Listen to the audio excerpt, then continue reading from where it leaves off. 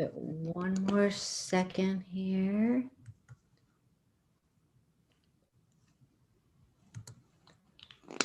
Okay, I think we should begin. Good afternoon, colleagues and members of the general public and witnesses who are with us to help inform us about the legislation we'll be hearing today. I'm Cheryl Kagan. I'm very proud to be the vice chair of this committee. The chairman has a hearing in another committee, as many of us are apt to have today and every day. And so he will be joining us in a little bit. We will be starting off today with Senator King. But before we do, I just want to remind everyone, please stay muted unless you're talking. When you are testifying, please make sure that your camera is on and try not to use acronyms. The alphabet soup of government confuses a lot of us. And so it will be helpful for us to understand what it is that you are saying if you speak in plain English and translate your positions. With that, primary witnesses are allowed to speak for up to 5 minutes, and then other witnesses can speak for up to 2.5 who are proponents. There are up to 4 witnesses for the proponents, up to 2 for favorable with amendments, and then up to 4 for opponents. And I will read aloud the names of those who have been confirmed to testify. Everyone watching, thank you for your interest in how democracy is working, even in the midst of COVID. We are staying safe, staying strong, and doing the people's business. So thank you for your interest. We will kick off today with Senate Bill 536, Senator Nancy King. We are delighted to have you back in EHE. And this is an important bill for my district. So thank you for bringing this on stormwater charges, organizations offering agricultural exhibitions. Testifying after Senator King will be Marty Sverchek from the Gaithersburg Fairgrounds. And that is it. Those are the only witnesses. Senator King, you may begin. Thank you so much.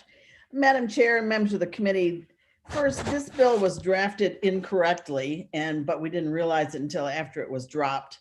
So it has been amended. Senate Bill 536 with amendments is narrowly written, and it is my understanding that it will only affect one piece of property, that being the Montgomery County Fairgrounds.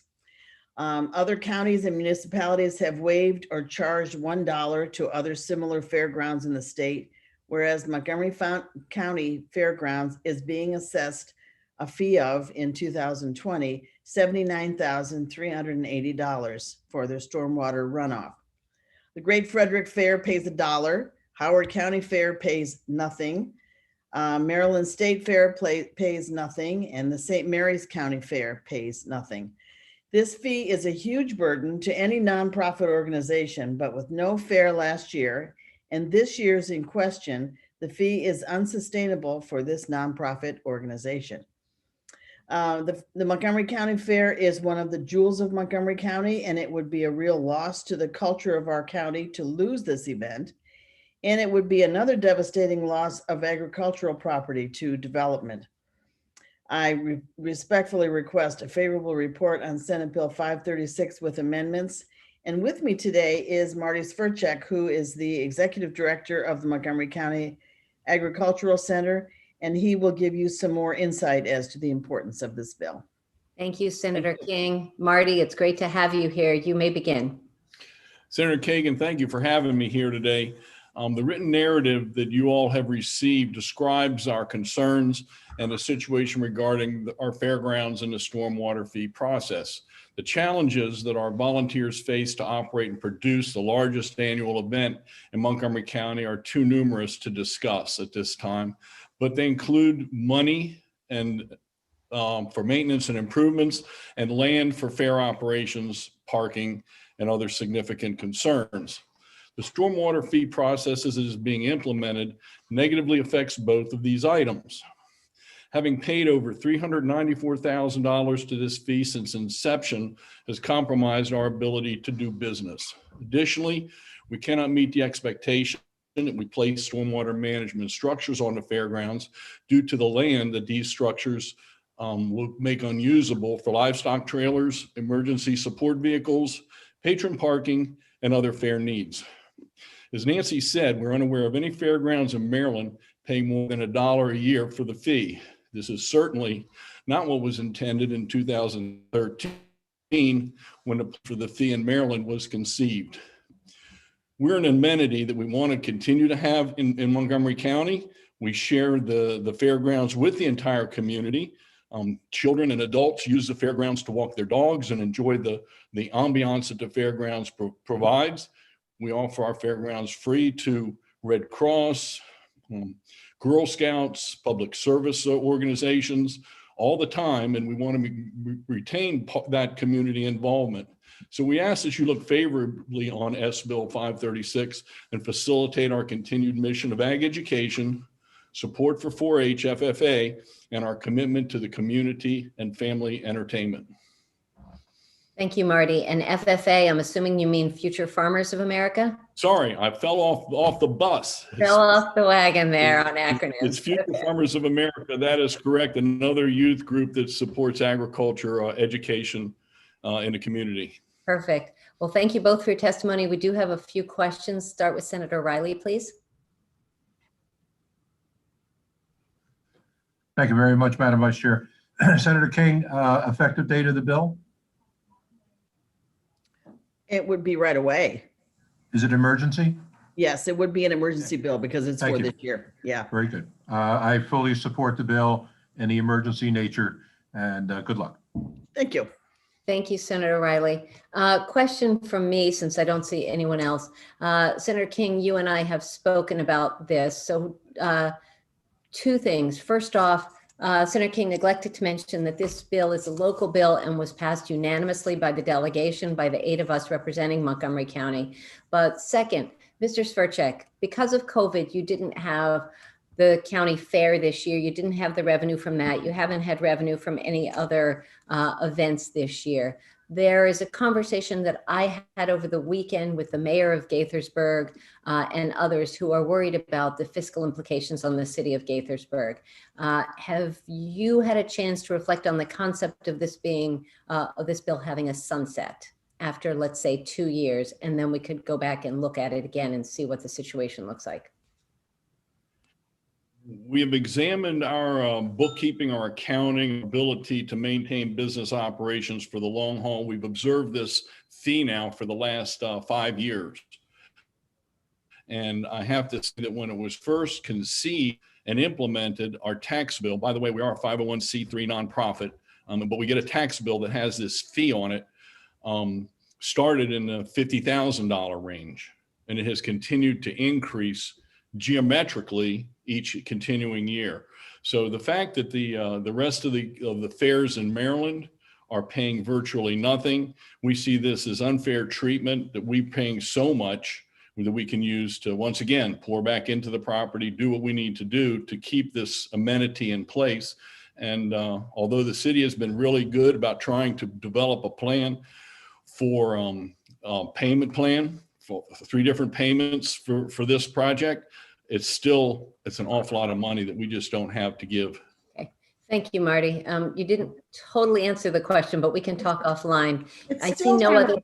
It's kind of a fairness issue that we've just looked at and tried to find ways around it. And I don't understand how the other fairgrounds don't have to pay anything. So It's a challenge. All right. Well, thank you both. I see no other questions from colleagues. So seeing that completes the hearing on Senate Bill 536. Marty, stay safe. Thanks for all you do. Senator King, good to have you here. thank you. Back to committee. All right. The next bill is going to be Senate Bill 540. I see Senator Hershey is with us in the room. That bill is Federal Clean Water Act, Authority of State. Senator Hershey will kick us off. His primary witness is Elizabeth Nicholas from the Waterkeepers Chesapeake, followed by Clean Chesapeake Coalition Chip McLeod, Shore Rivers Zach Kelleher, and then Ted Evgeniadis from Lower Susquehanna Riverkeeper Association. So there is unfavorable testimony, and we will cover that later. So Senator Hershey, you may begin. Welcome to EHE. Thank you, Madam Chair, members of the committee. For the record, Senator Steve Hershey to present Senate Bill 540, which is very similar to the bill that I introduced and had before this committee last year. Once again, this is an emergency bill that prohibits the state to waive its authority under the Clean Water Act in settling an agreement related to the federal licensing of the Conowingo Dam. The agreement to relicense is currently before the Federal Energy Regulatory Commission, or FERC, and that had expired on September 1st, 2014. It does receive automatic renewals until it is relicensed. FERC has been unable to act on the agreement unless a clean water application is issued by Maryland Department of Environment. Unfortunately, under the current offer of settlement dated October 29th, 2019, the state and Exelon, the operator of the dam, have agreed to waive the clean water application for the next 50 years, which is the period of time which the license would be renewed. I believe it's important for the legislature to intervene in this process and prohibit the state from entering any agreement that waives the state's authority under Section 401 of the Clean Water Act. Senate Bill 540 is meant to protect the water quality of the lower Susquehanna and the Chesapeake Bay. The certification under Section 401 serves as the state's paramount interest in protecting and preserving the bay, and I ask for your favorable support on Senate Bill 540. Thank you. Thank you, Senator Hershey. Your lead proponent, Elizabeth Nicholas with Water Keepers Chesapeake, you have up to 5 minutes. Welcome to Education, Health, and Environmental Affairs. Thank you so much. Pleasure to be here, and thank you to the Vice Chair and the committee members. As Senator Hershey said, we were here last year on this, which I think probably is a familiar feeling for a lot of issues and a lot of bills with the COVID pandemic that happened last year. But this is a really important issue. Thinking about the time frame of 50 years. 50 years ago, we didn't even have the Clean Water Act or the Clean Air Act in law. So, you know, a lot changes. The idea of climate change and impacts of that were sort of a remote myth out there that people never thought would happen. So this is something that if we don't deal with it now, we're going to lose that entire chance for the next 50 years. So this is extraordinarily important. And, you know, talking about dams and relicensing and hydropower is pretty wonky stuff. But let me kind of break this down a little bit in the actual impacts that people are aware of and are pretty clear to understand. First of all, there used to be really active fisheries on the Susquehanna River, not just migratory fish species, but also mussels and oysters. They're gone. They have been wiped out by the existence of this dam. And that's, you know, it's a bad consequence that often happens with dams. But there is a commitment that is needed here from Exelon that if they're getting exclusive use of the Susquehanna River, a state resource, then they have to mitigate the environmental impacts. As many of you, and probably all of you know, mussels and oysters not only are delicious, they also filter out pollutants from water quality. In fact, they're considered one of the most effective best management practices because once you establish them and help them grow, they clean the water for you. But because of the dam, again, they're not there. So what that means in practical terms is, well, we have pollution coming down from Pennsylvania and we need to address that problem. That pollution wouldn't be nearly as significant or severe were it not for the dam, because we would have those natural populations there that are filtering out these very same pollutants that are part of the Chesapeake Bay cleanup plan. And connecting back to the cleanup plan, when the TMDL, the total maximum daily load, or the Chesapeake blueprint came out in 2010, it wasn't quite certain what the status was of the reservoir pool, if there was any more trapping capacity. But it's since been determined that, in fact, it's full. It's completely filled up with sediment over the last 90 years. So we have something that needs to be dealt with. And it was a footnote, basically, it was an appendix in the original 2010 TMDL. that if they found that, they would have to address it.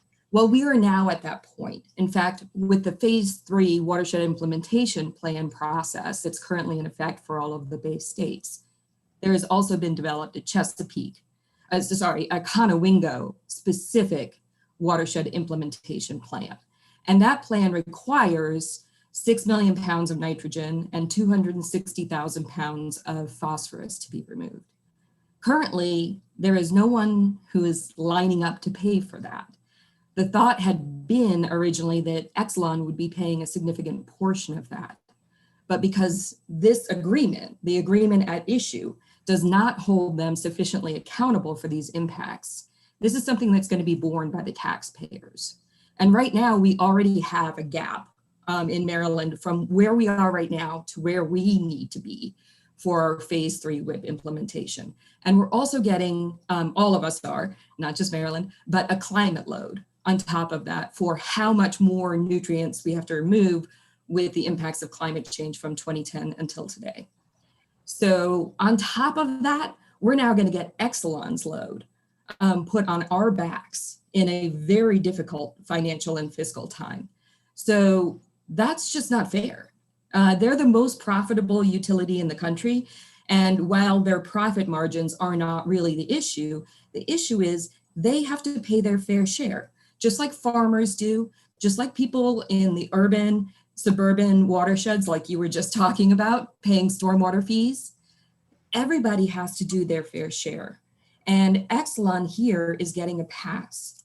Now, I want to give you a little background on how this happened. We were working hand in hand with Maryland. Ms. Nicholas, you're going to have to do that pretty quickly. Okay, I'll do it quickly. So we worked hand in hand with MDE for many years. A legal decision came out that basically scared MDE, and they were afraid they might lose their authority here. We have since had changes at FERC that make that much less likely to be the case. So Thank you, need Ms. to Nicholas. negotiate now. Thank you. For anybody watching, MDE is the Maryland Department of the Environment. Okay, thank you, Ms. Nicholas. Next up is going to be Chip McLeod from Clean Chesapeake Coalition. Mr. McLeod, you have up to 2.5 minutes. Thank you for being here. Okay, thank you, Madam Vice Chair and members of the committee. Chip McLeod on behalf of the Clean Chesapeake Coalition.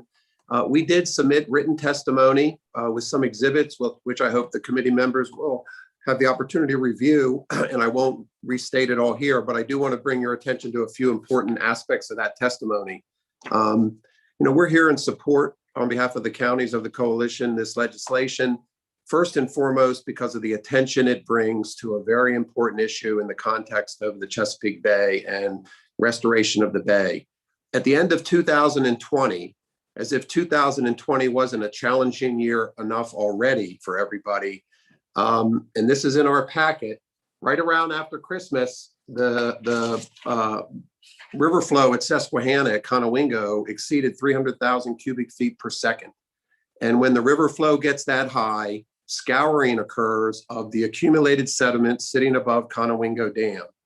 And that scouring unleashes enormous pollution loads in a matter of days into the bay that the bay is unable to assimilate. That is the Conowingo factor that is occurring all the time and has not been addressed yet by anybody. And it's happening every time, minor storm these days, the upper bay is really harmed, the whole bay is harmed. Just please think of this. And you are the Maryland General Assembly, a committee of the Maryland General Assembly. In the Bay TMDL context and in the Chesapeake Bay program context, we have been hearing for decades about pollution sectors, agriculture, septic, stormwater, urban runoff, all that stuff, sources of pollution, yes. What we've lost sight of in Maryland is that the single largest source of pollution to Maryland portion of the bay is the Susquehanna River. That's it. Agriculture is not the problem in Maryland. Our problem in Maryland is the Susquehanna River and the unchecked pollution, which now everybody is aware of. Pennsylvania is doing very little, and everybody understands why. Half their state doesn't care about the Chesapeake Bay, frankly. We got to get real about this. And if we don't dredge Conowingo Dam and give the upper bay some ecological breathing room, we are really on a fool's errand. We are spending tens of millions of dollars a year to help the Chesapeake Bay. And if this issue with the Conowingo Dam is not addressed, we're really wasting our time and effort. I'm sorry to say that. So if I would offer one friendly amendment to this bill, is consider the General Assembly taking a policy statement that the Conowingo watershed implementation plan Mr. that is being McLeod, drafted Mr. McLeod, must include dredging. Yes, Madam Vice Chair? finish your sentence. You're way past time. Please do this. The Maryland General Assembly should state that the Conowingo watershed implementation plan must include dredging and sediment management. That would be important. Thank you. Thank you very much. It's hard to pass along everything to us in 2.5 minutes. So if you have suggested amendments, please make sure that you submit them to us in writing and maybe consider putting that near the front of your testimony so we can hear all of your, okay, there we go. Mr. McLeod is showing us a picture. So Mr. McLeod, feel free to follow up. Thank you. Our legal counsel and colleagues will want to hear your thoughts. So next up, Zach Kelleher with Shore Rivers. Mr. Kelleher, welcome to EHE. You have up to 2.5 minutes. Thank you. Thank you, Madam Vice Chair, members of the committee. My name is Zach Kelleher, and I'm your Sassafras Riverkeeper with Shore Rivers, located here on Maryland's Eastern Shore. I just want to thank you for this opportunity to submit testimony in support of this bill on behalf of Shore Rivers and our 3,500 members here across the shore. As my other colleagues have stated so far, Section 401 of the Federal Clean Water Act gives the states the authority to issue this water quality certification, which ensures that any major projects are properly mitigating any negative impacts on water quality. It's one of the most enforceable and powerful tools granted to the states to ensure that their waterways are being adequately protected by these major infrastructure projects. But here we are in another year, another legislative session, talking about the need to meaningfully address the issue of Conowingo. It's been over a year since the proposed settlement between the Maryland Department of the Environment and Exelon was released, and yet the Federal Energy Regulatory Commission still has refused to issue a verdict on this flawed settlement. That means, though, that we have the chance through this legislation right here to correct this flawed settlement. In the absence or delay of federal leadership, it's all the more important that Maryland steps up and leads the way and utilizes one of its strongest tools to protect our waterways and keep this ball moving forward, to protect our bay and all the restoration work that we've done to clean it up. You know, here on the Eastern Shore, we're on the front lines of everything that's coming down the Susquehanna and flowing through that dam, and we've been dealing with it for a long time. Every time those floodgates open, our shorelines, rivers, and our bay are filled with trash, debris, nutrients, sediment, and toxic substances that threaten all of the great progress we've made to clean up our waterways.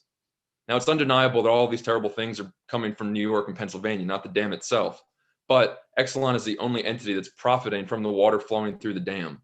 Nobody should be allowed to profit from a public natural resource without meaningfully contributing to protecting and restoring that resource. So it's inexcusable and indefensible that Maryland watermen, boaters, homeowners, and taxpayers are going to be on the hook, not only suffering the consequences of this trash and debris, but would also be expected to pay for this cleanup because Exelon continues to balk at their responsibility and being held accountable. So this bill allows Maryland to get the proper water quality protections in place for all of us here in Maryland. It's emergency legislation because the terms of this settlement impact us for the next 50 years. So we have to get it right now. So for these reasons, for the health of our bay and our waterways, I urge the committee for a favorable report on this bill. Thank you. Mr. Kelleher. Our final proponent is going to be Ted Evgeniadis. Am I close? Yeah, you're pretty close. So my name is Ted Evgeniadis. I serve as the Lower Susquehanna Riverkeeper and Executive Director for the Lower Susquehanna Riverkeeper Association. Our organization is dedicated to the improvement and preservation of the ecology and aesthetic qualities of the Lower Susquehanna and Juniata watersheds. Improvement in water quality will come about through education, research, advocacy, and insistence upon compliance with the law. In the case of Conowingo, there are laws that dictate how that hydroelectric dam gets relicensed, such as the Clean Water Act and Federal Power Act. Section 401 of the Clean Water Act gives Maryland the absolute right to issue a water quality certification, which includes conditions the state concludes would protect water quality in the Susquehanna River and Chesapeake Bay for the next 50 years of dam ownership. There isn't one scientist out there who knows the consequences to the Chesapeake Bay if another large storm like Hurricane Agnes rolls through the watershed. It's simply not modeled in the LSRWA or any other study known to man. Because Maryland is fearful over the Hoopa Valley Tribe ruling, this ruling has no bearing on the record of issuance and withdrawal of the 401 by Exelon in the last 7 years. Maryland did not engage in any deliberate scheme in delaying the issuance of a 401. Therefore, they should have full confidence in pursuing the provisions that they have included in their 401. And the Susquehanna River, it is a public resource, and it should not be sold off to a private company for exclusive use without ensuring that the impacts to the public have been properly mitigated. It would be hypocritical for Maryland to waive its right, in addition to setting horrible precedent for the state and the rest of the country. Again, the settlement provides grossly insufficient funding to mitigate the dam's operations over the next 50 years. And given Exelon's profitability, increased funding should not be an issue for Exelon. They remain to be the most lucrative utility company in the entire country and must pay their fair share for exclusive use of the lower Susquehanna River. The state of Maryland cannot waive their own rights under law because of fear or strong arming by Exelon. We must protect the state's reputation and respect by standing up against Exelon's backdoor deals and demand a fair deal for the state of Maryland, the Susquehanna River, and the Chesapeake Bay. The settlement agreement must be renegotiated to include more funding from Exelon, a separate fund specifically for restoring the Susquehanna River and Chesapeake Bay, and Maryland MDE must also build realistic assurances into the agreement that the terms of the settlement will actually be fulfilled. The settlement must also provide an opportunity for outside parties to enforce those terms or become a party to the agreement itself. As of right now, that's not happening within the settlement. Exelon is unwilling to work with MDE to drastically improve the terms of this proposed settlement. MDE must continue in its litigation against Exelon with our organization and my partners, Waterkeepers Chesapeake, Earth Justice, and Shore Rivers to. Thank you so much. If you can just wrap up the sentence, please. Sure. I just want to say on behalf of Watermen, the commercial seafood industry in Maryland and Virginia combines $3.39 billion in sales, 890 million in income. And it's very important that these Watermen get the protections they need. Thank you so much. We're grateful that you are here. Colleagues, just for your knowledge, we have additional testimony in your online folders. Chesapeake Bay Foundation, from the League of Conservation Voters, and Waterkeepers Chesapeake. We have informational testimony hearkening back to the chairman's comments on the Senate floor this morning from the Maryland Energy Administration and the Maryland Department of the Environment. We have written opposing testimony from Exelon Corporation. There are questions from colleagues, leading off Senator Washington. Thank you, Madam Chair. Thank you, Senator, for bringing this bill. It's so nice to see the Watermen and environmental groups together on a bill, and it's wonderful, particularly in this very concerning dam agreement. But I'm relatively new to the issue. I've been trying to, in prep for the hearing, trying to understand. So this question, I guess maybe it's for Elizabeth with the Waterkeepers Chesapeake. I'm just trying to better understand the decision, or why you're asking us to pull out. So it seems like there's a lot of Maryland's tools that we use to keep water clean that are waived in this settlement. And I know I don't think you had an opportunity to go through them all, but Madam Chair, I just would like to understand, since it really impacts so many community folks, as I said, Watermen, the environmental groups, recreationists, like what exactly does the settlement waive?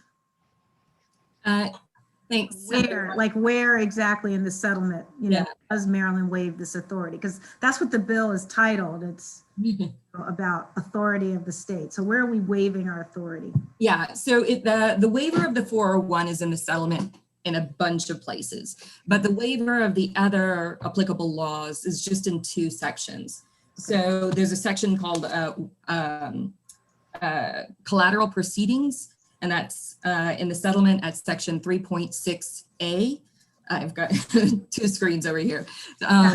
And in that section, they waive not only the 401 certification authority, which is the strongest power a state has, and really the only opportunity in a federal permitting or licensing process for the state to put any conditions on things. So they waive the 401, but they also waive all other water quality laws, the Clean Water Act, the permits issued under the Clean Water Act, the Chesapeake Bay Cleanup Plan and TMDL, the Conowingo Watershed Implementation Plan, as well as any other laws that would relate to sediment, nutrients, fish passage, flow, chlorophyll A, and PCBs. I'm not sure if there's anything left after Well- that. So it's a pretty massive waiver, especially when you think about it being for the next 50 years. Well, again, Madam Chair, it does look like it's what's left is this sort of the disagreement basically overturn like 30 or 40 years of work to clean the bay? I mean, the actions that this legislature has taken to clean the bay, is that what it did, or is that what it does? So I think that, I mean, what we have in this agreement, I think Yeah. could be, sort of the death of the bay. And we have been spending hundreds of millions of dollars cleaning it up and restoring it. It, as Ted was trying to get in there, provides billions in seafood and recreation. And this right here is the problem. I understand how MDE got here. They were under pressure from FERC, which is the Federal Energy Regulatory Commission, who approves this agreement. But FERC just changed a lot. And I think that we have a renewed opportunity that may not have been here when they entered into this settlement in 2019 to fix it and get it right. And then just finally, Senator Hershey, do you have a way to put a face on, what the impact of this? I mean, I know you represent this area, and just specifically, if we don't do this, what's the impact for your constituents? Well, thank you, Senator. I wouldn't want to narrow the impact down to just my constituents. Yeah, but I just want to be sure there that obviously this is a state treasure, and we need to do everything we can to protect it. But you did hear some comments from both Chip and Ted about the commercial water industry and the effects on the seafood. But I think not acting for the General Assembly, not acting, the danger is so much broader. And you touched on that before when you mentioned, what about all the work that we have done previous to that, and what happens if we don't act? And we're going to start to hear, in this General Assembly, a lot of information about stranded costs, right? About work that we have done in the past, but if we don't act further, all that work goes away. And I think that's the most important part about this, as we of a state have made a huge commitment to cleaning up the Chesapeake Bay, the restoration of the Chesapeake Bay. We have one opportunity right now with the owners of the dam to get this right for the next 50 years. Okay. And what ended up happening in this negotiation, MDE came out with its initial terms that were very, very favorable to the state of Maryland, and acted upon the position of I just talked about. This is our one opportunity. We're going to ask for everything. And Exelon turned around and not only said no, but says we're going to sue the state. Okay, so what we are doing, and then what ended up happening basically is Exelon started bluffing. They started saying, if you pushed us any further, we're going to close down the dam and we're not going to operate the dam. Well, we know that's not true. That's not going to happen. The dam is too important to their other nuclear power facilities that they have for cooling purposes. It's too important as what we call a peaker plant, and being able to turn on very quickly when we have high usage and we need that. They're not shutting it down. Okay. Unfortunately, they bluffed and MDE folded.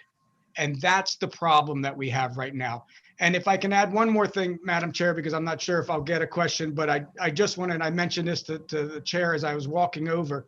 Just yesterday, MDE and Exelon jointly petitioned FERC to render a decision on the settlement offer submitted by MDE and Exelon last year, 2 years ago, October 29th, 2019, and asked FERC to either issue a new license for the dam or advise the party what further actions are required to issue the license. Yesterday, this bill has already been heard in the House.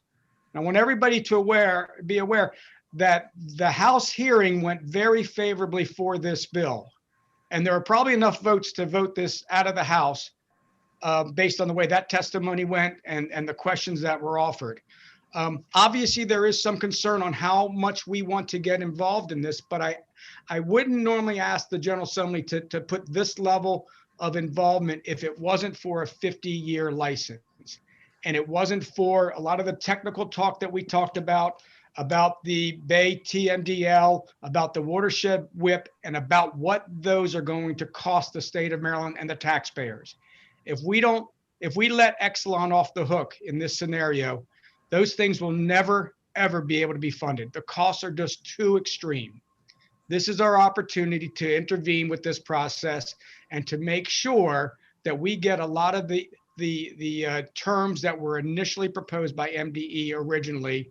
And again, that's why I think it's so important that we have a say in this matter. Thank you. Thank you, Senator Hershey, Senator Washington, for that exchange, and Ms. Nicholas. Before we go to the other question from a colleague, I just want to share that Secretary Ben Grumbles from this Department of the Environment, who many of us like and respect, and but he is a part of the administration that often doesn't take positions, as the chairman indicated on the floor today. He wanted to testify today. He wanted that courtesy. Unfortunately, we will not be granting him that courtesy because he did not come in as either favorable with amendments, or unfavorable. And those are the three kinds of witnesses that we can welcome into a hearing. So Secretary Grumbles, thank you for your interest and thank you for your leadership. But if you have a position, we'd love to hear it. Senator Ellis, you have a question. Yeah, thank you, Madam Vice Chair. And thank you, Senator Hershey, for this bill. Coming from Southern Maryland, a lot of the terms everyone talk about, names we're not familiar with. And so I know we have quite a few Southern Maryland folks on this Zoom call. So quick summary, Susquehanna River flows from Pennsylvania through Maryland to the Chesapeake Bay, right? Correct. Correct, okay. And the dam, is that an electric producing facility? Does it produce electricity? Yes, it's called a hydroelectric generating facility. Okay. And Exelon is the power company They're that the owner and operator of the dam. Owner and operator of the dam. And this contract they have, well, what kind of power do they produce per year? I mean, kilowatts or megawatts or dollar figure? Any idea how important they are to electric generation in Maryland? Senator, I don't have those specific numbers as far as what their actual generation is. I'm sure that's easily obtainable. But again, I do want to reiterate the importance of a hydroelectric dam in the energy grid. Very much what we've seen in Texas. This is a facility that can start up and operate very quickly. Okay, so when they bid into what's called the capacity market of energy generation, they can bid at a very high price because they're only called upon at certain times.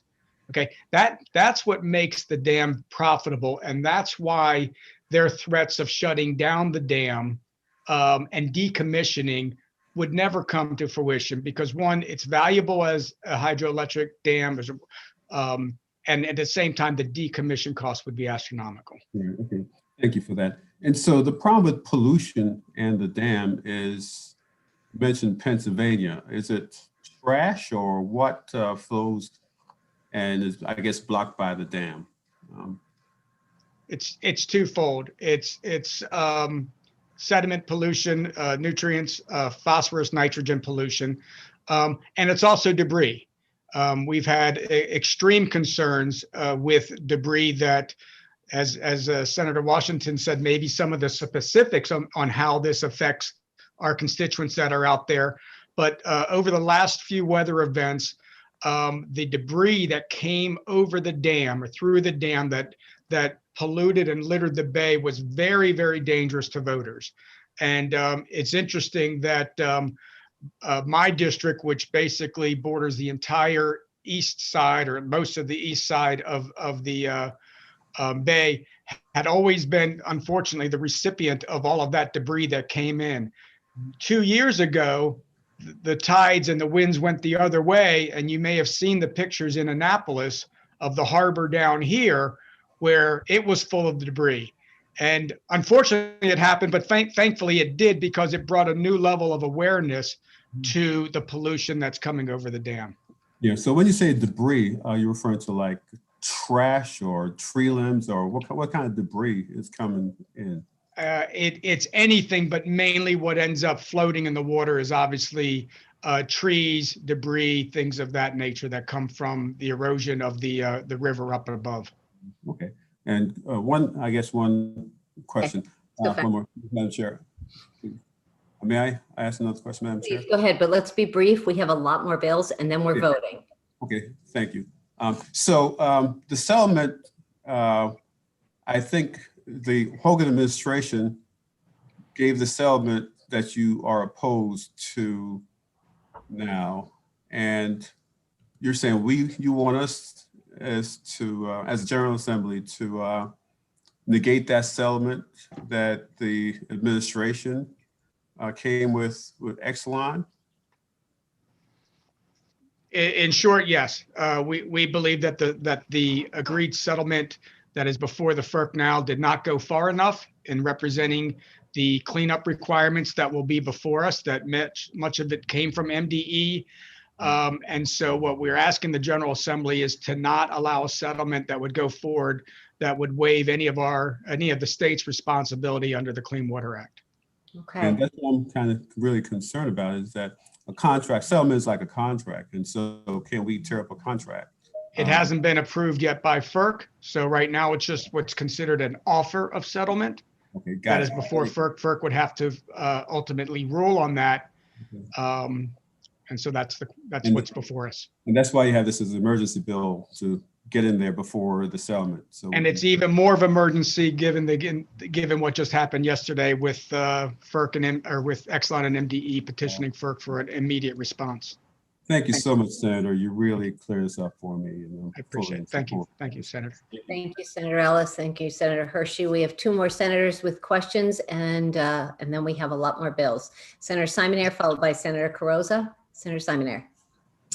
Thank you. Welcome, Senator Hershey, to our committee. Just a couple quick questions, because I'm not an expert on this. I'm very sympathetic to what you're doing. I actually put a resolution in a couple of years to dredge.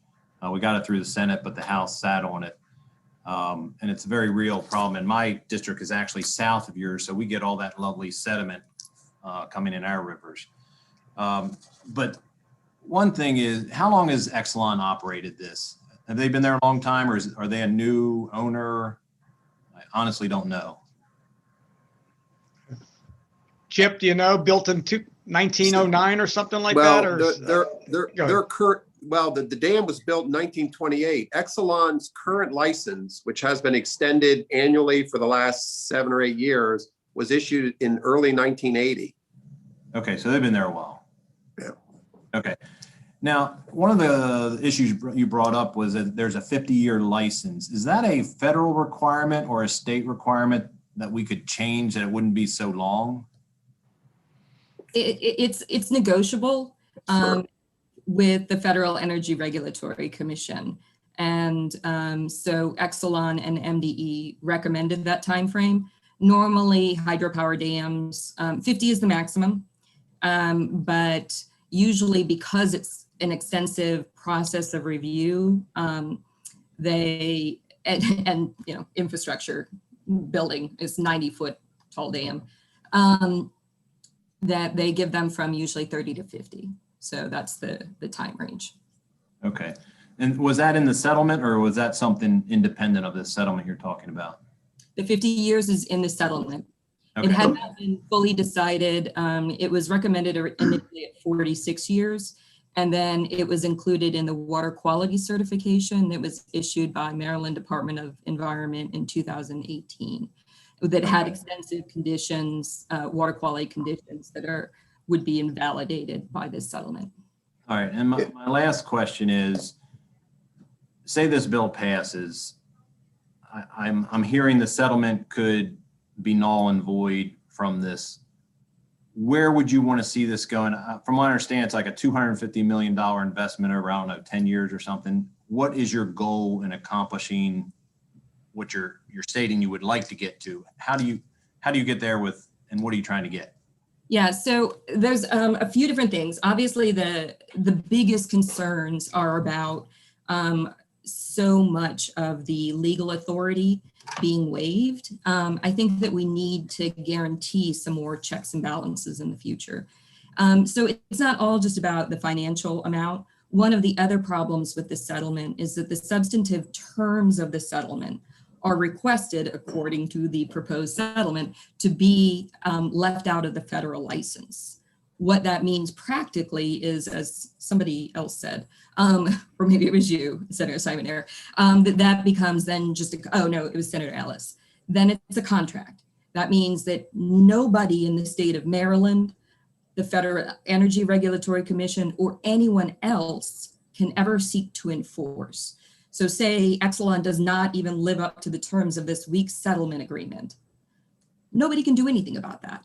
Normally in a hydropower licensing, all of the parties, so it's preferred by FERC, the Federal Energy Regulatory Commission, to actually have settlement agreements, but not two-party settlement agreements.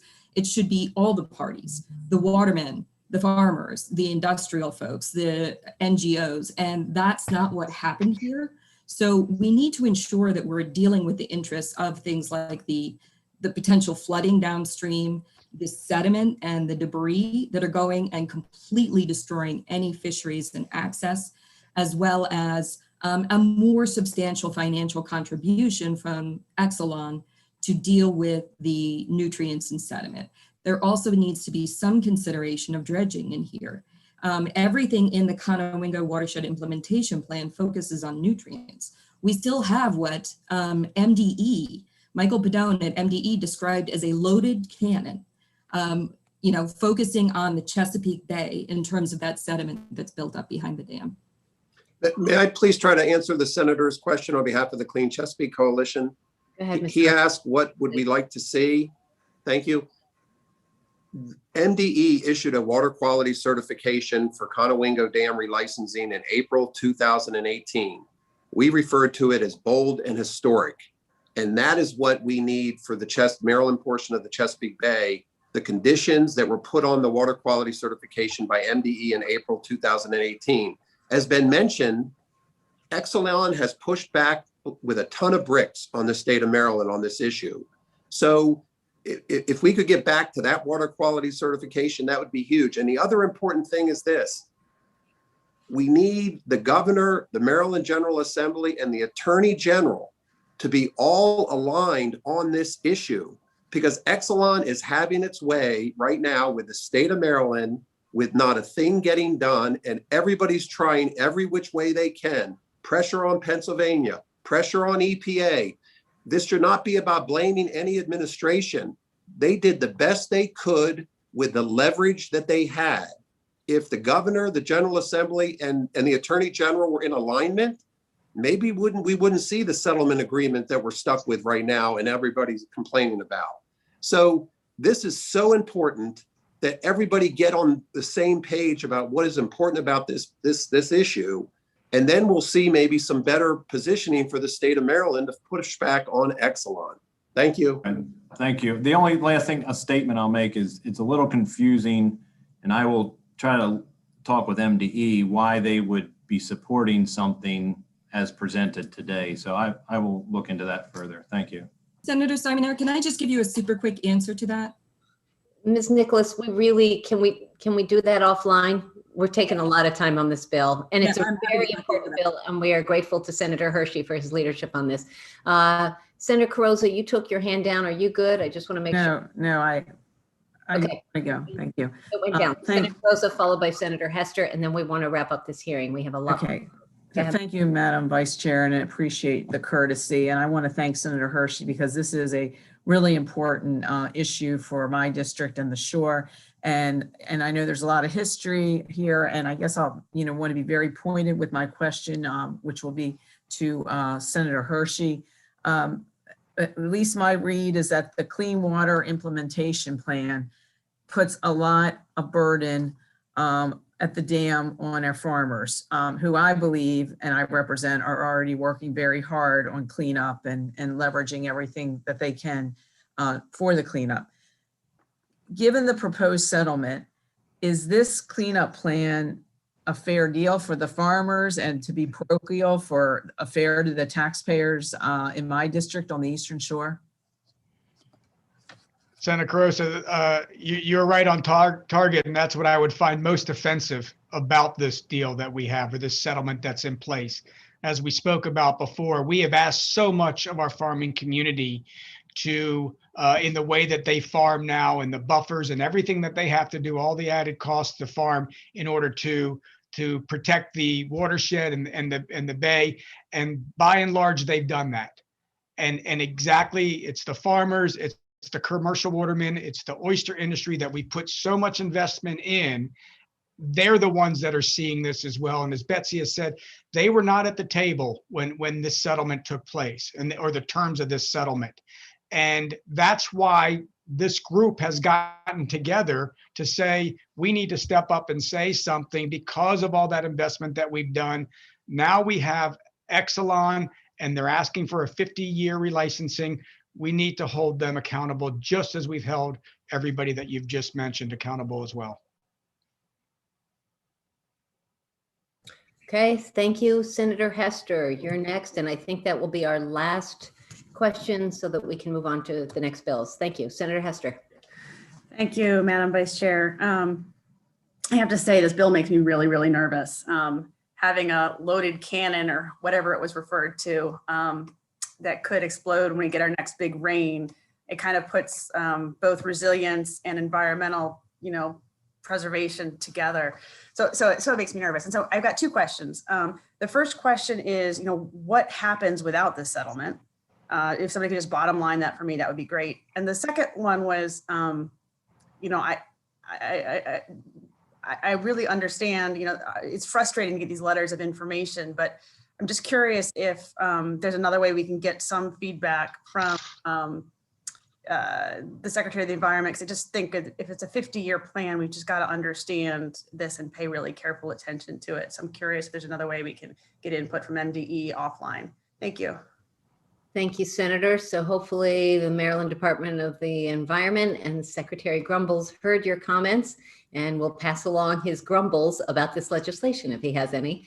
I also think it's unfortunate that Exelon isn't here and submitted just written testimony, because I think having them here to answer questions might have been helpful. But seeing that they are not, that completes the hearing on Senate Bill. Madam Chair, if I could do one thing very quickly, and I would suggest to Senator Hester, who just asked that question, if you go and do the video of the House hearing, Secretary Grumbles did testify there. He spoke very often about the cost of cleanup. His answers are very interesting. He's looking at some point in time for private sector organizations and groups and businesses to help with the Chesapeake Bay cleanup. Okay. Unfortunately, it wasn't Exelon. Okay. What about my first question, Madam Vice Chair? What happens without this settlement? I can answer that one. So we kind of go back into a little bit of a realm of litigation. We have a currently active, never withdrawn water quality certification that was issued by Maryland. So without that settlement, that certification is still there. And that's what, our colleague Chip McLeod was saying we want to go back to. Now, Exelon has filed some lawsuits over that. We have attempted to intervene on behalf of the state of Maryland to defend the state in those lawsuits. So, that's kind of the threat here. But what really scared MDE was a decision out of the DC circuit on this Hoopa Valley Tribe case that one of my colleagues mentioned, but which meant that MDE was afraid of losing the whole thing.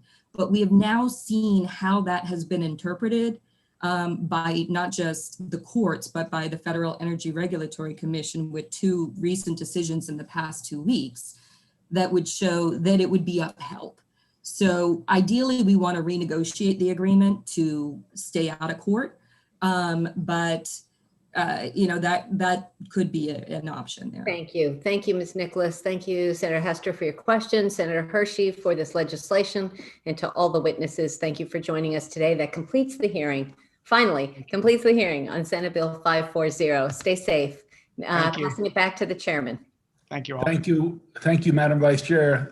Thank you. At least we're done that damn bill. Hey, I still heard that. Very nice. It was meant as a descriptor. It was pent up. You've been wanting to say something about that. Thank you.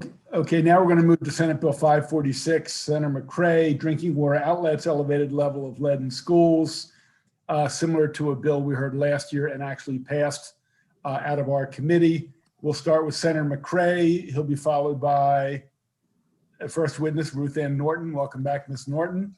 Then Emily Scarr, then Sam Zorling, and then Diana Bergman. So I see one piece of written opposition. So it's not without opposition, but most of the people signed up are in favor. So with that, Senator McCray, please, the floor is yours. Thank you, Mr. Chair. Thank you, Madam Vice Chair, and thank you, members of the committee. I come to you again in reference to Senate Bill 546. As stated by the chair, this bill has already passed out of the committee just last year. What this bill does is it drops from 20 parts per billion to 5 parts per billion in reference to our drinking water outlets. It sets up a testing process for our public and non-public schools, and notice and remedial repairs is a part of the process. We've already had jurisdictions that have taken the lead on this effort. I just want to applaud those that are from Montgomery, from Baltimore County, that have taken the lead already in reference to making sure that our drinking water outlets are either turned off or moving in the right direction for our young people. We all know the repercussions from lead in the water, so I will not belabor this point, especially being an Education, Health, and Environment Committee. But there are serious repercussions. In 2019, we worked on a strong bill with the same advocates that you will see here today to make sure that we had a fund, the Healthy Schools Fund, to make sure that we prioritize our drinking water outlets, and we're very proud of that work. In reference to just costs, one of the things that we think about with cost is just turn the tap off. Or just turn the tap off. So I know that there are some folks that may be concerned in reference to the cost, but just turn it off if you know that the parts per billion is over the regulated amount that we are putting in the bill. Once again, I'll close with this bill was voted out of the Maryland State Senate 46-0, colleagues. And once again, you'll see that there are over 60 some pieces of legislation. And I said pieces of testimony inside of our computers to show that local jurisdictions support this effort, our schools support this effort, our school leaders support this, AFT, MSEA, BTU, our environmentalists, Sierra Club support this effort, our psychologists support this effort. I could go on and on about the folks that support this effort, but I'll let you hear from some of our subject matter experts right now. And I just close by asking for a favorable report with Senate Bill 546. Thank you again, Mr. Chair. Thank you, Senator McCray. Let's go then to Ruth Ann Norton. Ms. Norton.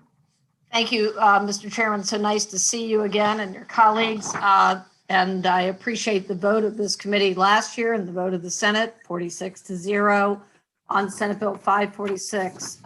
Thank you, Senator McCray, for your continued voice to address the issue of lead poisoning.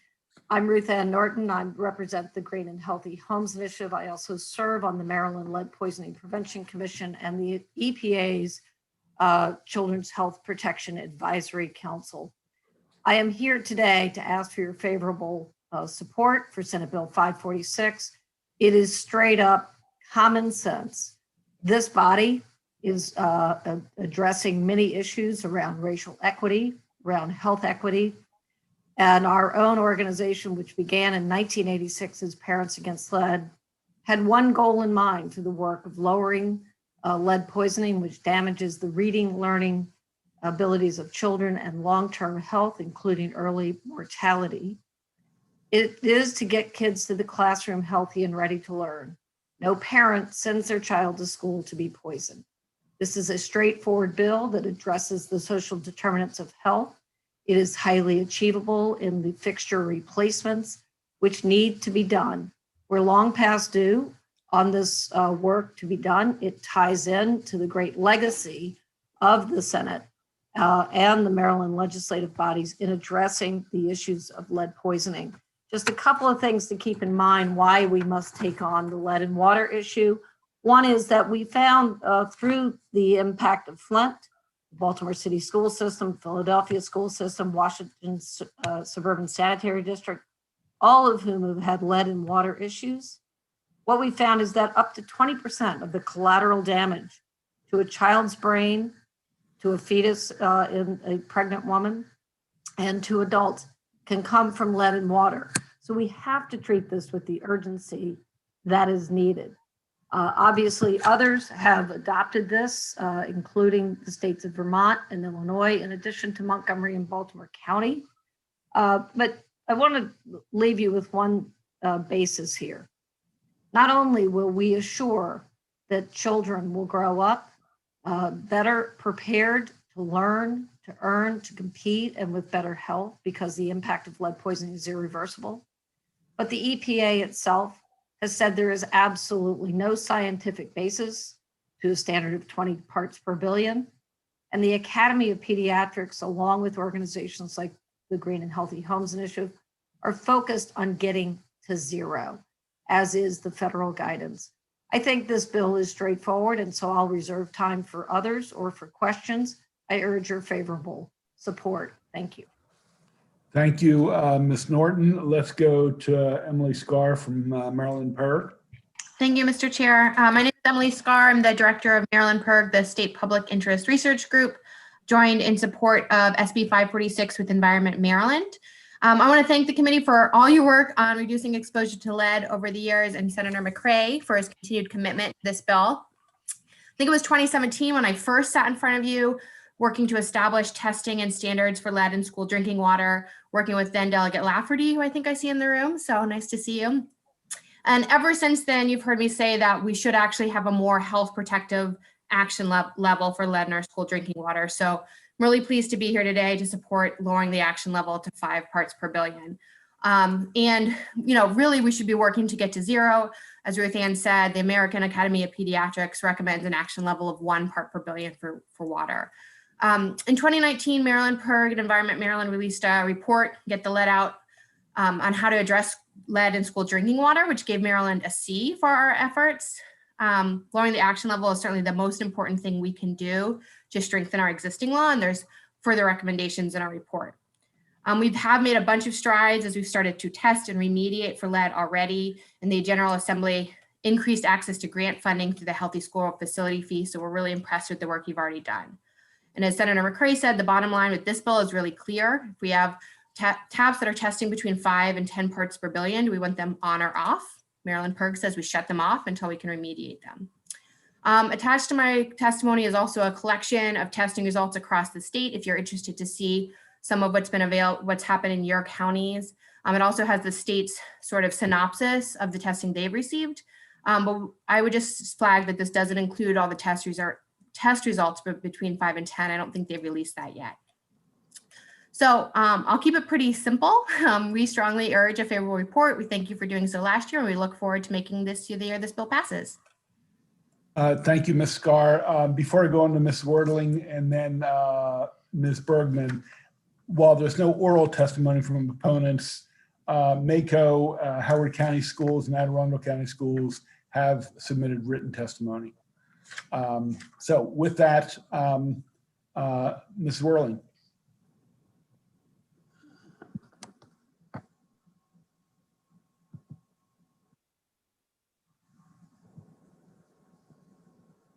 Can you unmute Ms. Whirling, please?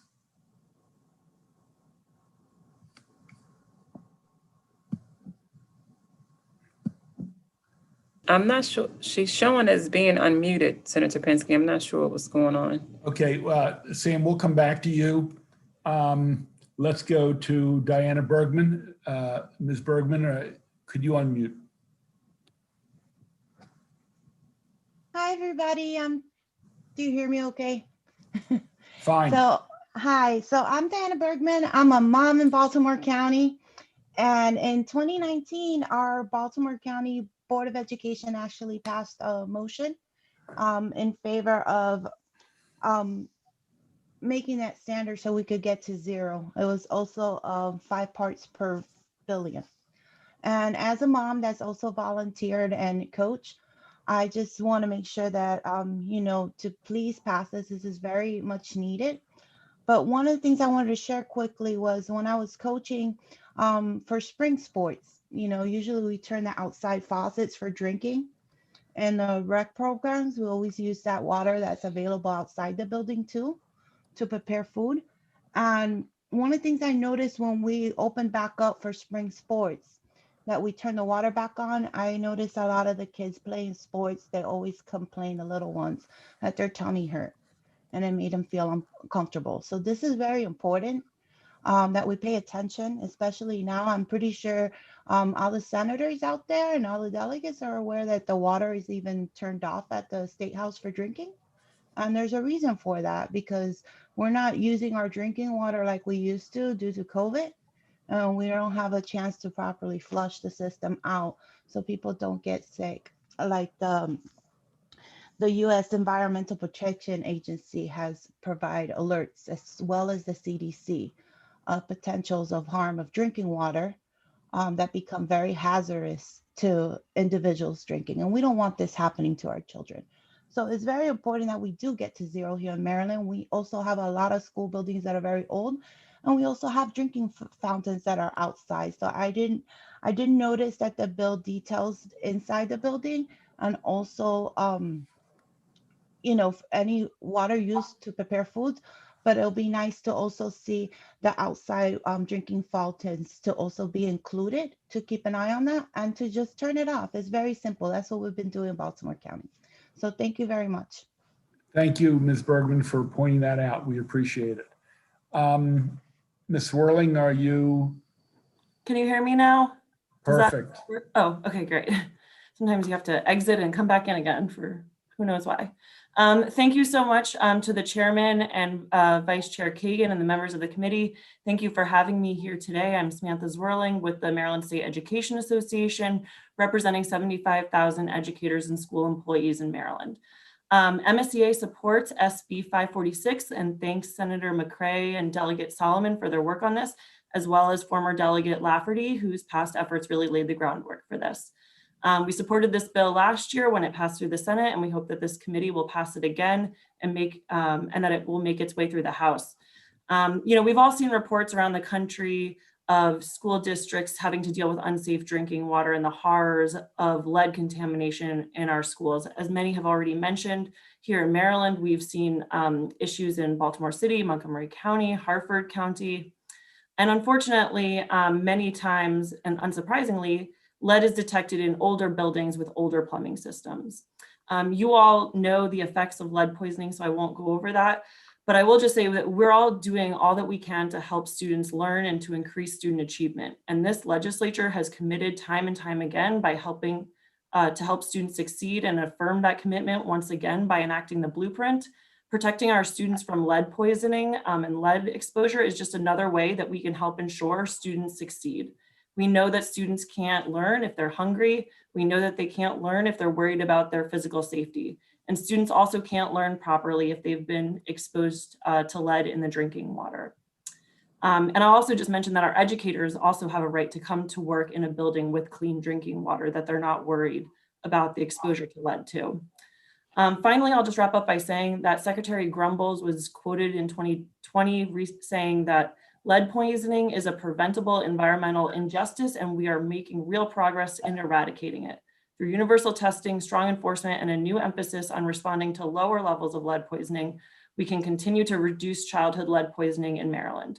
We believe that Senate Bill 546 will help to achieve that, and MSEA urges a favorable report on SB 546. Thank you so much. Thank you, Ms. Wordling. Thank you, Senator McCray, for bringing this to us. And I want to remind the committee, we spent a lot of time last session trying to get this right. I particularly want to thank Delegate Solomon from the House and our own counsel, April Morton, for putting a lot of effort to to get this in the right posture. So that concludes the hearing on that bill. Senator McCray, we're going to move into your second one of the day, Soil Conservation District. You will be followed by Danielle McCray. I'm not sure if that's someone with an inside track or not. And Carmara Thomas Wilhite. Senator McCray. Thank you, Mr. Chair. Thank you, Madam Chair. And yes, I brought the better McCray to join us. This bill is very easy, Mr. Chair. It's a local bill. It enables Baltimore City to create a soil conservation district. The councilwoman will talk about how Baltimore City is moving towards urban farming, and how she may have ran into a situation around soil conservation and had to go outside of the city in order to obtain a certain level of services. And I'll defer to her, but last I'll just ask for a favorable report on this local bill, which is unanimously supported by the delegation. Senator McCray, thank you. Ms. McCray, welcome. Thank you, Mr. Chair, Madam Vice Chair, and members of the committee. I'm Danielle McCray, a Baltimore City Council member representing the 2nd District. I'm also the chair of the the Health, Environment, and Technology Committee on the Baltimore City Council. I'm here today to speak in support of Senate Bill 616, which would allow Baltimore City to establish a soil conservation district, improving the health, education, environment, and economic development of our city is imperative as we work to become more sustainable in the midst of climate change, as well as create community around urban agriculture. Urban agricultural development is rapidly growing within our city, and it is vast in its functions. A soil conservation district will afford our city's urban farmers the technical services and resources needed to be successful without the hassles of hiring their own engineers and figuring out the complexities alone. This opportunity is great for outreach and educational efforts. It will afford our communities new knowledge on farm to table, workshops on how to cultivate food, herbs, and flowers, as well as training opportunities for urban farmers. And having our own soil conservation district would bring our communities closer while becoming more environmentally conscious and taking direct action just to curb the looming impacts of climate change. This would empower our constituents to be change makers and establishing a greener future. There are 24 soil conservation districts across the state of Maryland covering 23 counties. Baltimore City is the only main local jurisdiction within the state that does not have one, and it is time for us to follow suit. As Baltimore City continues to make meaningful steps towards becoming more environmentally conscious, we must take action in lifting up our urban farmers, and I encourage a favorable report of Senate Bill 616. Thank you, Mr. Chair. Thank you for joining us, Ms. McCray. Let's go to Ms. Thomas Wilhite. Hi, thank you. Good afternoon, Mr. Chair, Madam Vice Chair, and members of the committee. My name is Carmara Thomas Wilhite. I'm the Baltimore Program Manager with the Chesapeake Bay Foundation. CBF urges a favorable report on SB 616. Soil conservation districts provide technical assistance and facilitate conservation funding for farming practices. In many local jurisdictions, these conservation districts are critical resources for funding and these practices. There are challenges in Baltimore City where there are limited resources for water, structures like hoop houses, and funding to acquire green space and management practices. This bill would increase those opportunities to those incentives and resources. CBF supports the effort to establish the system to provide assistance to improve water quality, healthy soils, food justice, and reduce pollution entering local waterways. Establishing the Soil Conservation District in Baltimore City would equitably share tangible methods for investment, adequate infrastructure, and support conservation for urban farms and increase community food sovereignty. Again, we urge a favorable report for SB 616. Thank you so much. Thank you, Ms. Thomas Wilhite. There is no one signed up in opposition, either orally or written. Senator Gallion. Thank you, Mr. Chair, and thank you, Senator McCray, for bringing this bill forward. In my a part-time job with Harford County, serving as an agricultural specialist, my office is right next to the Harford Soil Conservation Office, and it's very, very important to have them included in the goals that we're looking towards. So I honestly didn't realize that there wasn't already one in Baltimore City. Did there used to be one and then it got removed, or there never been one? You're muted, Senator. That is nice how the committee can throw you on mute. Muted. But there's never been one at this time. This policy or this soil conservation districts was established decades ago. And just because we were looked at as an urban jurisdictions, folks didn't look at us as a farming or from that piece of it. And you know this because you're a farmer. It's moved more in that direction in our urban jurisdictions across the country, not just the city of Baltimore.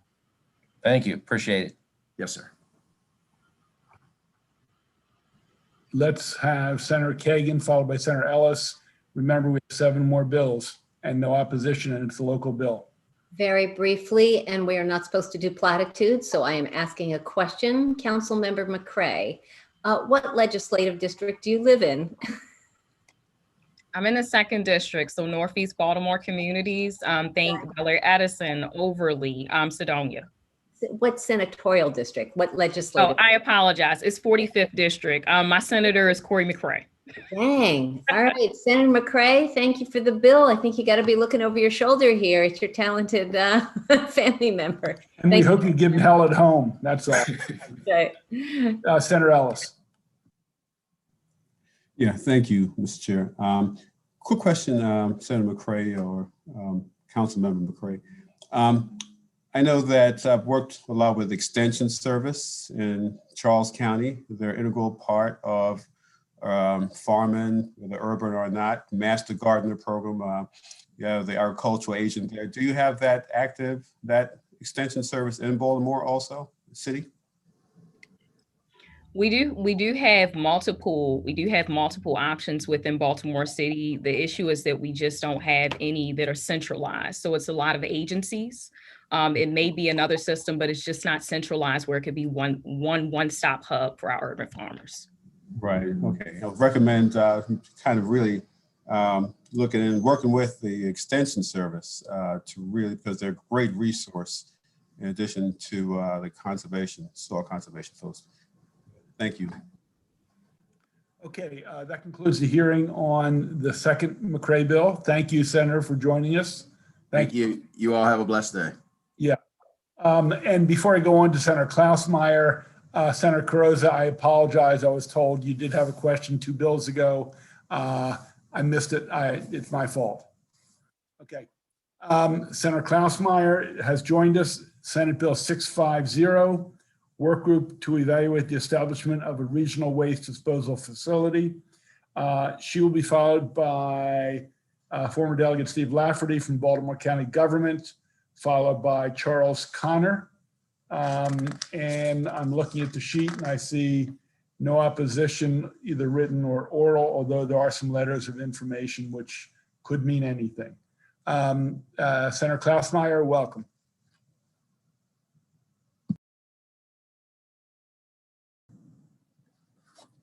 Thank you, Mr. Chairman and committee members and Vice Chair.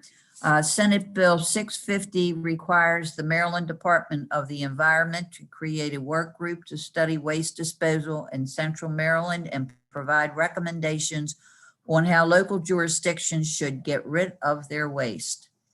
Local jurisdictions are facing a crisis when it comes to waste disposal as landfills are starting to reach their capacities.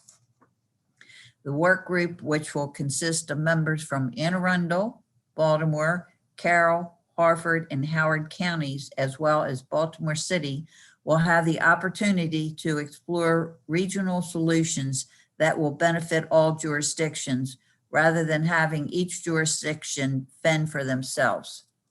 I'm introducing 2 amendments to this bill. The first will delay the report date until December 1st, 2022. And this will ensure that the work group has ample time to complete their work. The second amendment adds clarifying language to ensure that the work group is looking at more holistic ways to get rid of trash rather than to simply study the creation of a new landfill. With me today, I have former Delegate Steve Lafferty, who currently serves as the Director of Baltimore County's Department of Planning. I also have Chuck Connor from the County Executive, Johnny Olszewski's office. They will both explain the importance of the regional approach to waste disposal. And I thank the committee for their consideration of Senate Bill 650 and ask for a favorable report. Thank you, Senator. Welcome, Mr. Laverty. Always good to see you. Thank you, Senator. Mr. Chairman, I appreciate it. Madam Chair and members of the committee. I ask for your favorable report on Senate Bill 650 to really address a fairly simple premise, and that's that waste disposal is a growing challenge and we need regional solutions in Central Maryland, or at least we need to look at, as the senator just said, a holistic look at how we're disposing of our waste. The challenges of waste reduction, diversion, and disposal are well known. You've had many bills over the years to address the challenges, whether it's recycling, composting. There have been bills on incineration or the elimination of incineration as a tier 1 our renewable credit. Residential waste, and I think all of us have seen an enormous growth in the amount of cardboard, for instance, that has grown, particularly during the pandemic. This is not going to change anytime soon. As population continues to grow, the demands for waste disposal is also going to continue. And it's time we start looking beyond our jurisdictional boundaries. It's clear that Baltimore County's landfill will be filling up, and it's true for other jurisdictions. There's no reason that we shouldn't be working together to find common solutions for composting, for recycling, for what markets can be created, as well as how we're actually going to use new technologies. It's a very expensive proposition to introduce new technologies, whether it's anaerobic digestion or some other form of dealing with our waste. And so if we can work together and be led, at least at this stage, by MDE to help us really focus on ways that we can bring our multiple resources, really. It makes no sense for each of us to attack this common problem separately. And if we're going to use incineration that now has become an outsized way of addressing waste management, we have to be cognizant of the need to address the air and water pollution that's caused, as well as the environmental injustices that have become increasingly prevalent with the use of incineration. Recycling faces serious market challenges as well.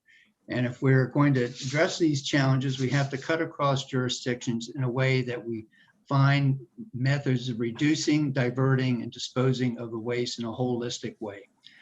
This has not been examined or studied in decades, and MDE having the authority to oversee the waste disposal in the state makes them the appropriate entity to pull the various entities together to find new solutions.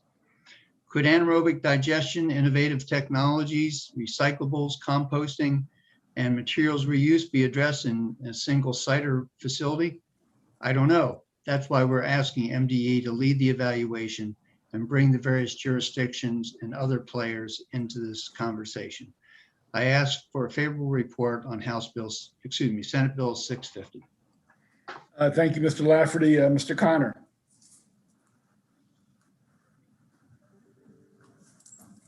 Senator Penske, he's not testifying. I just received word from Senator Klaus Myers, Chief of Staff. Okay. Any questions for the sponsor or Mr. Lafferty? Seeing none, that concludes the hearing on Senate Bill 650. Senator Klausmeier, thank you for appearing with us. Steve, always good. Okay, thank you. Thank you, Senator. Good to see you. Okay. Moving on, Senator Ellis, if you don't mind, we'll take you next. 663, Cemetery Sediment Control, Stormwater Management, and Forest Conservation. We have Senator Ellis, followed by Eric Lundy. Senator Ellis, you've got the floor. Yeah, thank you, Mr. Chairman. I'll be really brief with this bill. This bill, Senate Bill 663 for Charles County Cemeteries, a local bill. It works with our cemetery providers in Charles County in this era of COVID pandemic. You can expect the tempo of burials that they have to endure is much higher than normal. Having to do work with the local government bureaucracy to get all these plans, and every time they dig up a certain grave site, It's just overwhelming for them. During the pandemic for the last year now, I'm dealing with cemeteries and funeral directors, connecting them with state agencies to say, hey, we're in the pandemic. It's not business as usual, folks. We need to really accommodate these folks who are so instrumental in the lives, end of life for individuals, and working with families to make sure that they can respectfully say goodbye to their loved ones. A lot of work in this area. And so this bill is meant to make it easier for our funeral homes and cemetery providers to do the unfortunate job they have to do at the increased tempo because of the COVID pandemic. I must say that, there straightforward opposition from one group and letter of information from the Maryland Department of Environment. And I just want to say, read two lines really quick from that letter of information. It says, this is from the Maryland Department of the Environment. It says, the proposed bill does not exempt cemeteries from requirements of the Environmental Article 9322 and or 9232, nor can it exempt cemeteries from meeting the requirements of the general NPDES, which is a National Pollution Discharge Elimination System. It also says, while the proposed bill exempts cemeteries in Charles County from obtaining an approved stormwater management plan prior to issuance of a grading permit, exemptions from a plan does not exempt a property owner from the requirement of preventing off-site stormwater impacts. So this bill does not exempt from protection of the environment. It just makes it more efficient for them to do the solemn duty they're called on. So I ask you, Mr. Chairman, and committee members to grant a favorable approval to Senate Bill 663.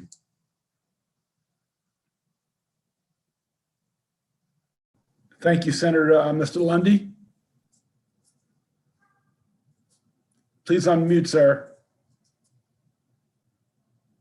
You need to unmute. Thank you. Thank you, Chairman. I've seldom spoken before a group of senators, and as a matter of fact, it's been so many years I can't even remember. But thank you so much for allowing me to speak on behalf of this bill. We unfortunately have been extremely inundated with a number of burials as a result of COVID-19. And our client base, because we're the most affordable cemetery in the Washington area, our client base is relying on us so that they don't have to cremate, which is a terrible, terrible burden for families who have not had the tradition or the religious beliefs that cremation would be acceptable. The reason Senator Ellis submitted this bill is because there are so many issues that there are so many exemptions in the statutes and limitations on in the environmental area.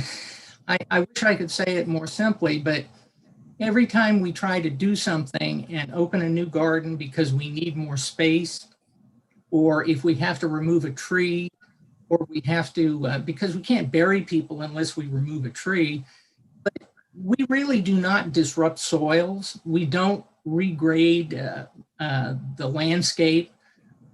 We generate 6 cubic yards of soil and we put it back in the ground after we have done the burial, and we immediately cover the ground with straw and with grass seed. So we immediately stabilize the soils immediately after the burial happens. Now, the way the regulations are worded, we have regulations that say only 100 cubic yards of earth may be moved without getting a grading permit. And 100 cubic yards of earth is about 17 burials. And that's a cumulative number. So every time the Department of Planning and Growth Management wants to, they can come out and shut us down by saying we have exceeded the threshold of the required 100. Similarly, when we have a 28 square foot plot, if we do 178 graves, and this is again a cumulative problem, 178 graves, we will then be in violation of the regulations. So what has occurred over time is every time we try to open a new garden or take down a tree, something happens and the Department of Planning and Growth Management relies on these regulations and says, well, there's no exemption for cemeteries and there's a cumulative requirement on all of these regulations.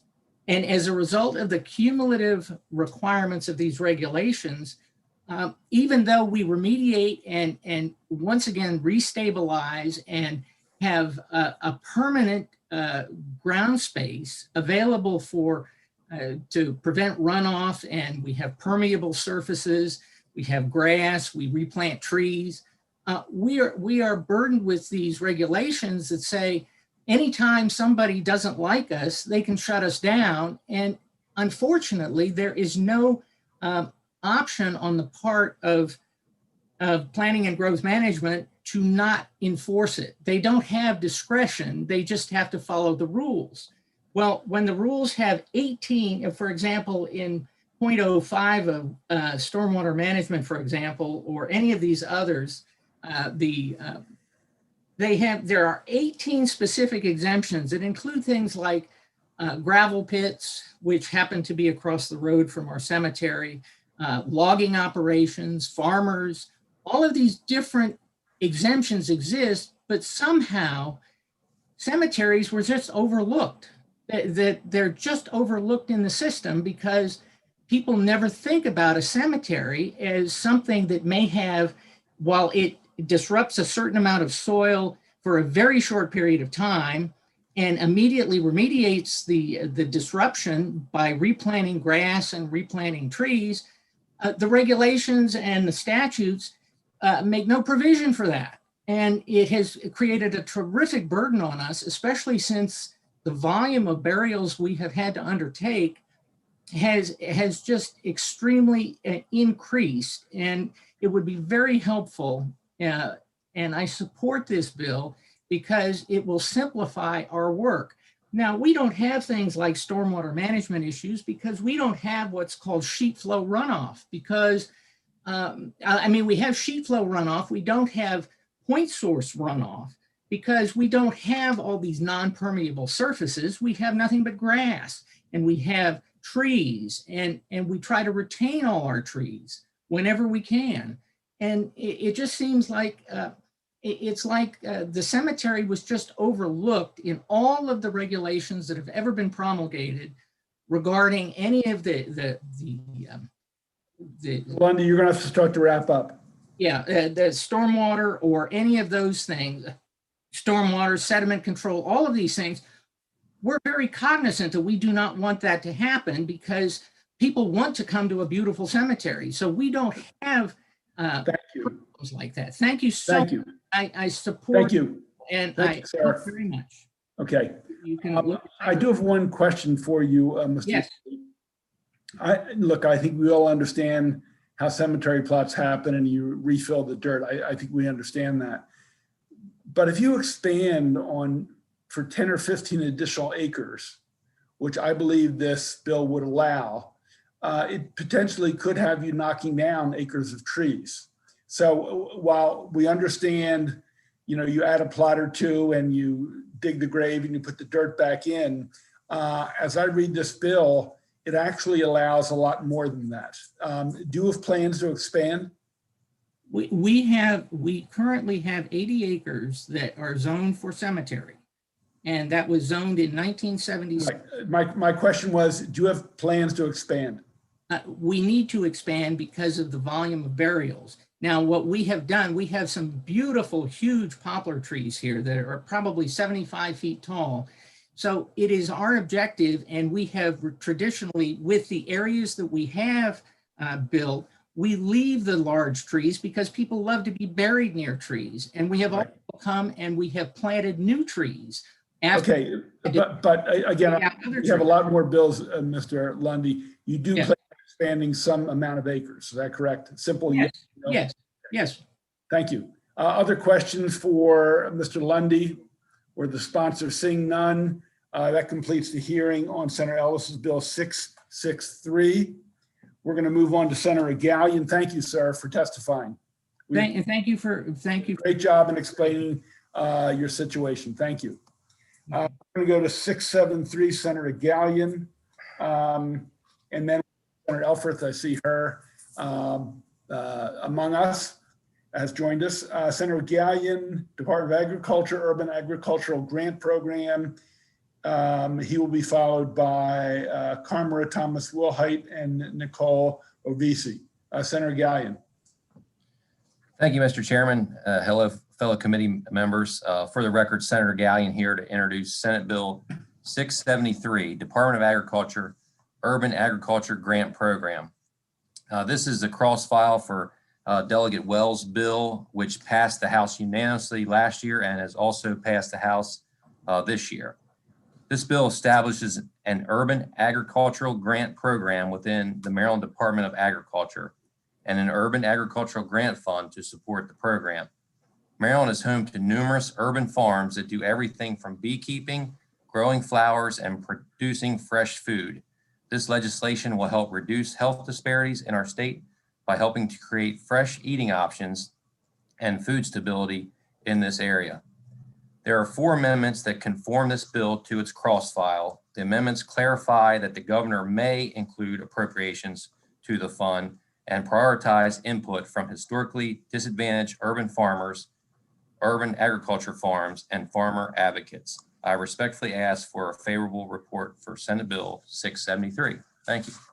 Thank you, Senator Gallion. Ms. Thomas Wilhite.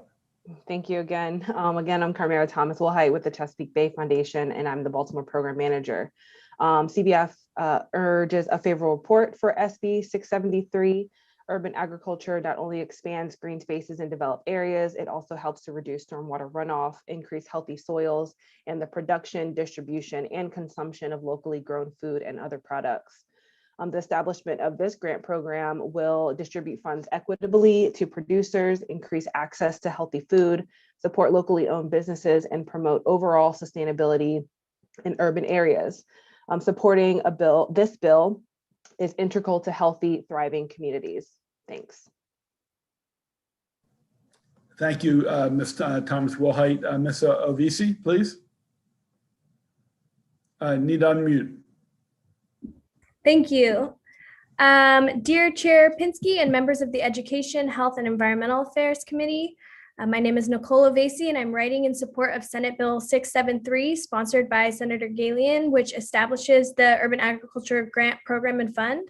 I'm with the Fair Farms campaign of Waterkeepers Chesapeake, bringing together consumers, farmers, public health professionals, and conservationists to advocate for a food system that is equitable, fair to farmers, invests in homegrown healthy foods, and restores our waterways.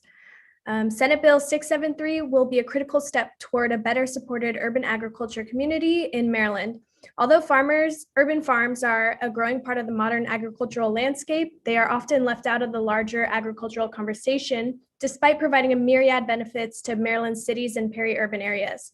Urban farms can provide a valuable use for otherwise vacant city lots, both providing more usable green space and offering a chance for community members to connect with their food and their neighbors. These spaces also help to build strong and healthy communities that are better positioned to fight food insecurity in areas of food apartheid and promote food sovereignty.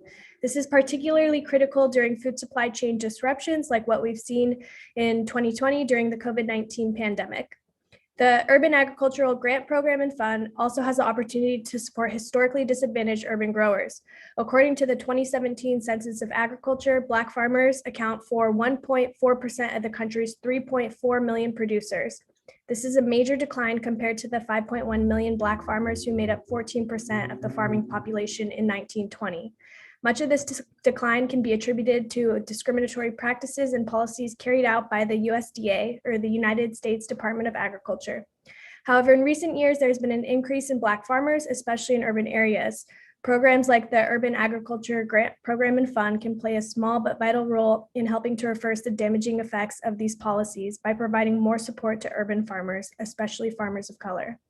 Ultimately, this bill will lift up Maryland's urban farmers and act as an important stepping stone in creating a more resilient and equitable food system. And for these reasons, we urge the committee to adopt a favorable report of SB 673. Thank you, Ms. Ovisi. There is no I'm sorry. I don't think there was opposition in any form. Hold on. No. Are there any questions for this panel or the senator? Seeing none, thank you for bringing this forward, Senator Gallion. We will definitely get a quick look at this bill. Thank you, Mr. Chairman. Then we're going to move on to Senator Elfreth, who's joined us. This is Senate Bill 674, Commission on Environmental Justice and Sustainable Communities. I believe this comes from the work group. So we will start with the sponsor, Senator Elfreth, and she'll be followed by Monica Brooks and Dr. Wilson from the University of Maryland. Senator Elfreth, welcome.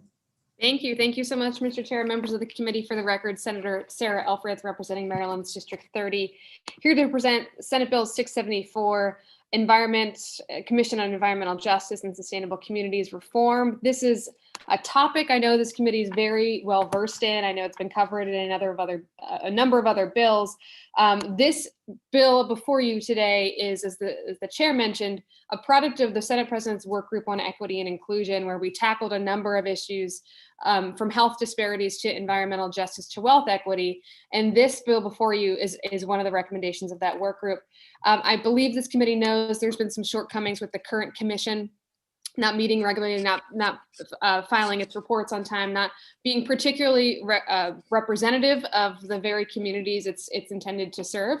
So this bill is trying to achieve, get it back to its mission.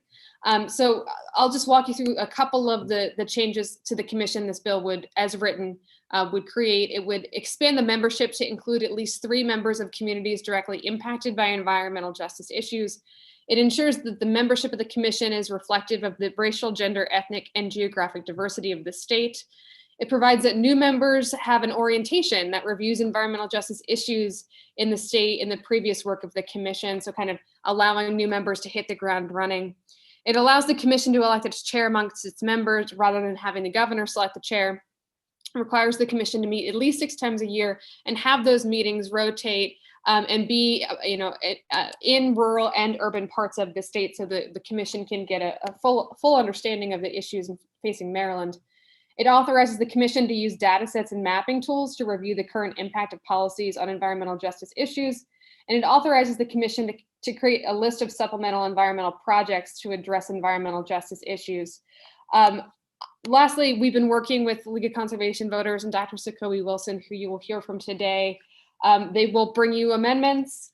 I'll just leave it. It's the work of this committee and it's the wisdom of this committee that I will lean on in terms of what direction you would like to see this Environmental Justice Commission go. We all know it has tremendous potential to help lead Maryland in the right direction, to better address and better position ourselves to be leaders in this space.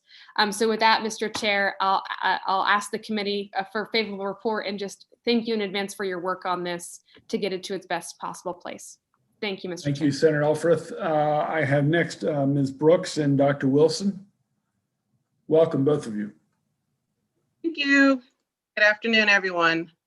Hi, good afternoon, Chairman Pinsky, Vice Chair Kagan, and committee members. My name is Monica Brooks. I'm a resident of the Eastern Shore of Maryland, and I'm speaking in favor of SB 674 with amendments. Community participation in legislative matters is central to our democracy, but typically only certain people are invited to participate. SB 674 with favorable amendments will bring necessary support to the voices of people of color, low-income people, immigrants, and other marginalized groups. Fully realized with the added amendments, SB 674 will open doors to include those who have too often been ignored. I believe that an equitable approach to public decisions ensures that the people most affected will have their voices heard without fear of repercussions or just being ignored. Upon speaking out against environmental atrocities, many of our residents were ostracized, attacked, ridiculed, harassed, or fired from jobs. We sought local government help but found little to none. It's time to level the playing field so the cries of the frontline and fence line communities are validated and addressed. We had to seek help outside of our community to get the support needed to prevent something as simple as water contamination. These proposed amendments will do just that. We have real environmental problems on the shore, and quite often we feel like an afterthought. Our concerns are coupled with the needs of other parts of the state and have no direct relation to our needs, and vice versa. The amendments requesting, say, 4 representatives from impacted communities will ensure that our specific concerns are addressed. We must have direct representation to lend voice to the specific issues of a community or region.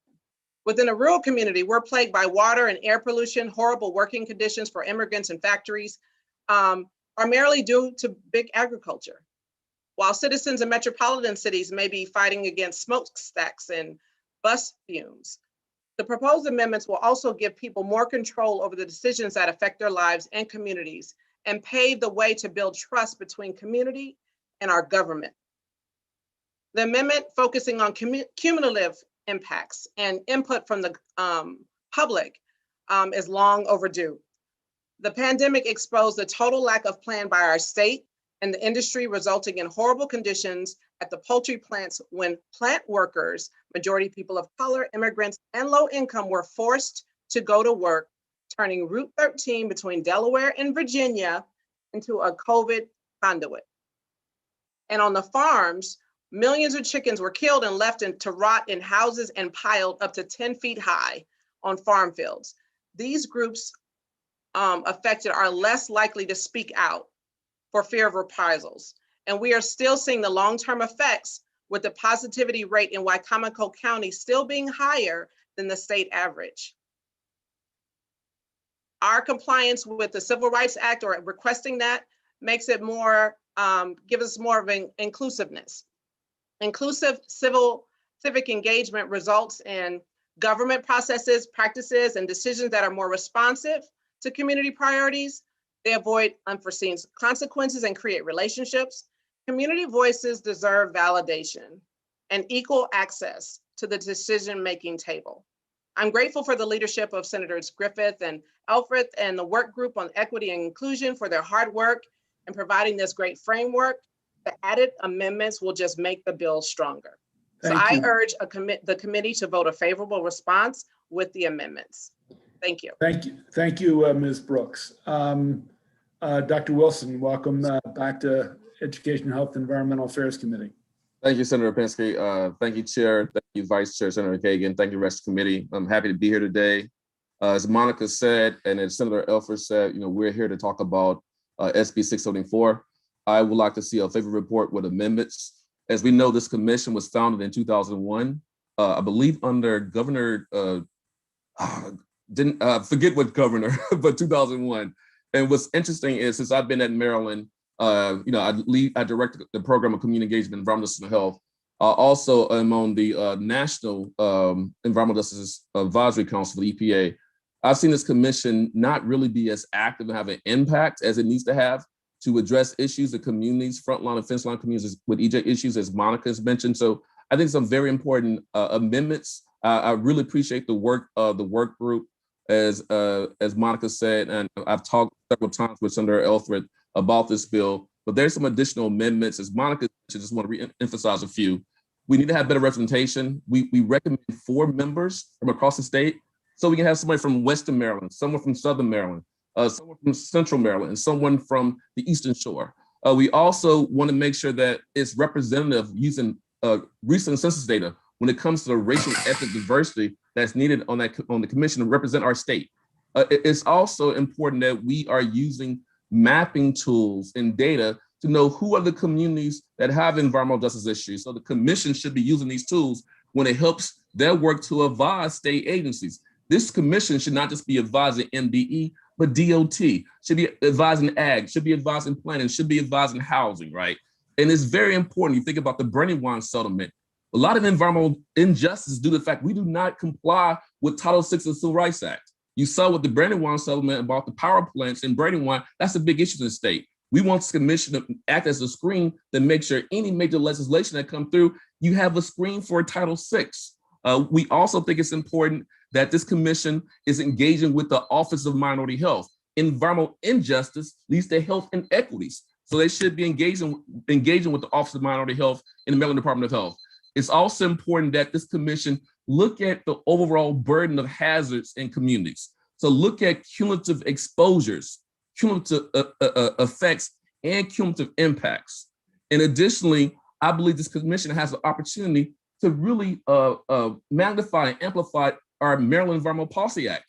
Are we looking at how rules and regulations are in compliance with the Maryland Environmental Policy Act, right? Making sure that when there's a decision that the Maryland Environmental Policy Act is part of this decision-making structure. And also we want to make sure this commission as additional amendment is really getting the same funding and staffing that our Climate Change Commission gets. They should be working together to address both climate injustice and environmental justice in the state. So I'll close with saying, we love what's happened to this point with the bill. Thank you, Senator Elford and the work group. But with these additional amendments, we think will help us move forward, advancing environmental justice for all Marylanders moving forward. Thank you, Senator. Thank you, Dr. Wilson. That concludes the testimony on this bill. Seeing no questions, there's only one unfavorable that's written from the Asphalt Association. That being said, that concludes the hearing.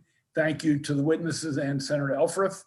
We're going to move on. I think I saw, did I see Senator Young? Yep. This is 692, Preservation of Agricultural Land. Senator Young is the sponsor, and following Senator Young, we have Colby Ferguson.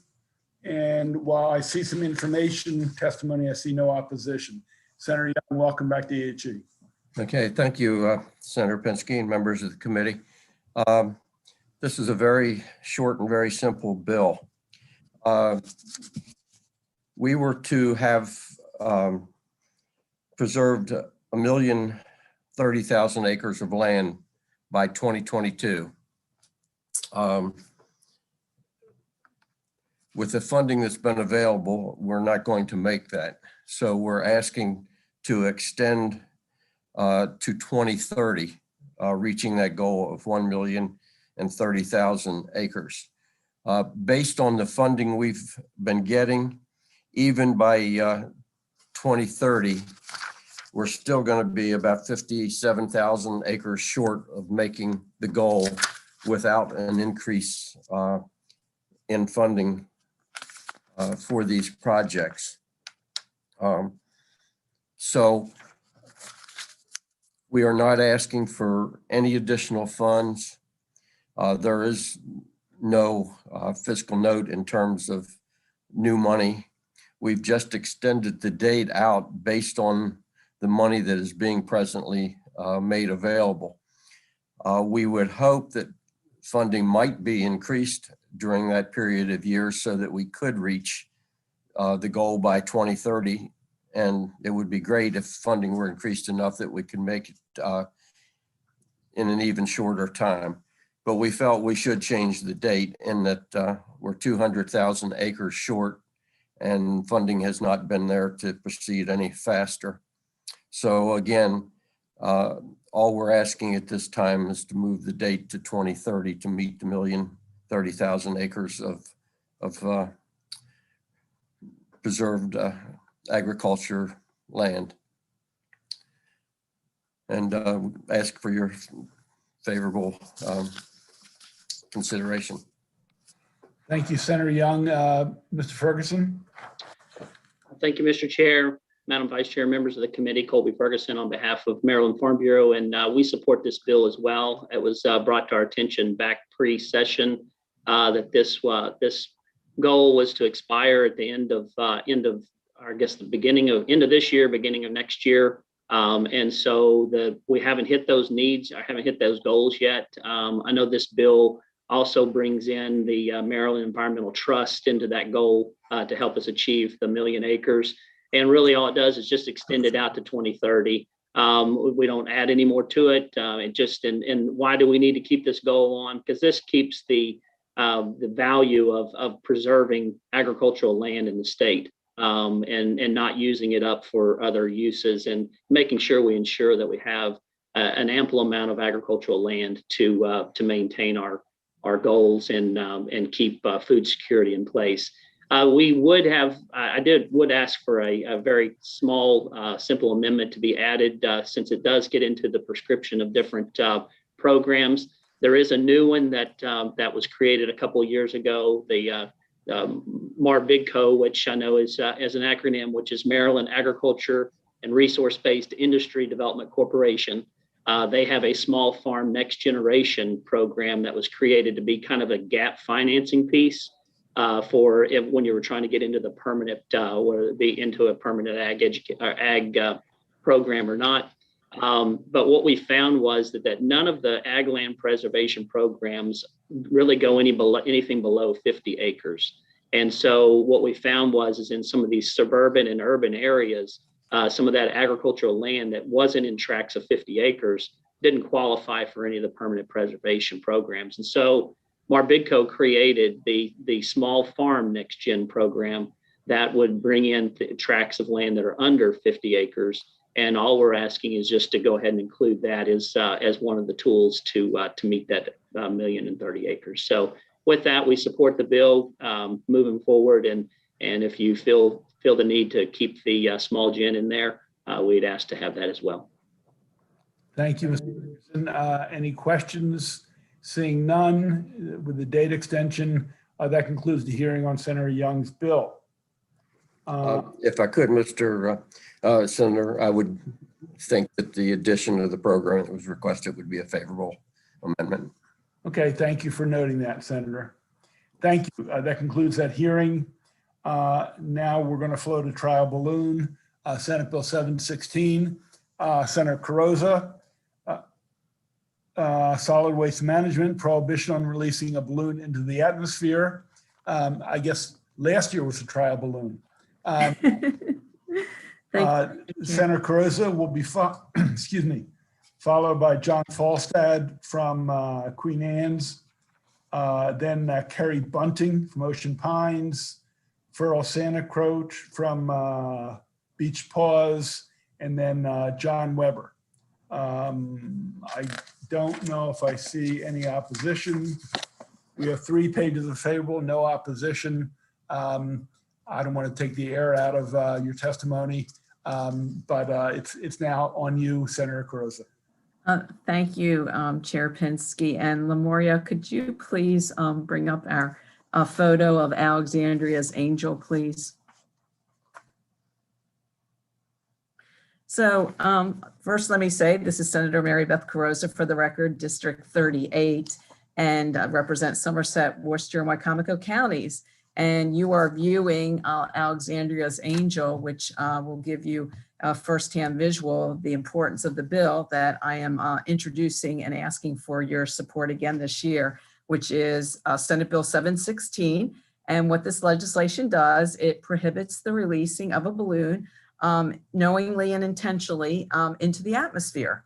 And as you will hear from our witnesses very briefly, they will outline to you the importance of this. And many groups are supporting this across the board, from the Maryland Coastal Bays to the Assateague Coastal Trust, the Assateague Island Alliance, Queen Anne's Conservation Association, the Maryland Farm Bureau, the Humane Society, many groups, and the Ocean City Surf Club as well. I just want, for a little bit of background, and you'll hear more, my constituent, who is the Ocean Pines Chamber of Commerce Director, Carrie Jones Bunning, actually caught wind of the actions of what was going on in Queen Anne's County to prevent this type of balloon damage to our wildlife and to our environment.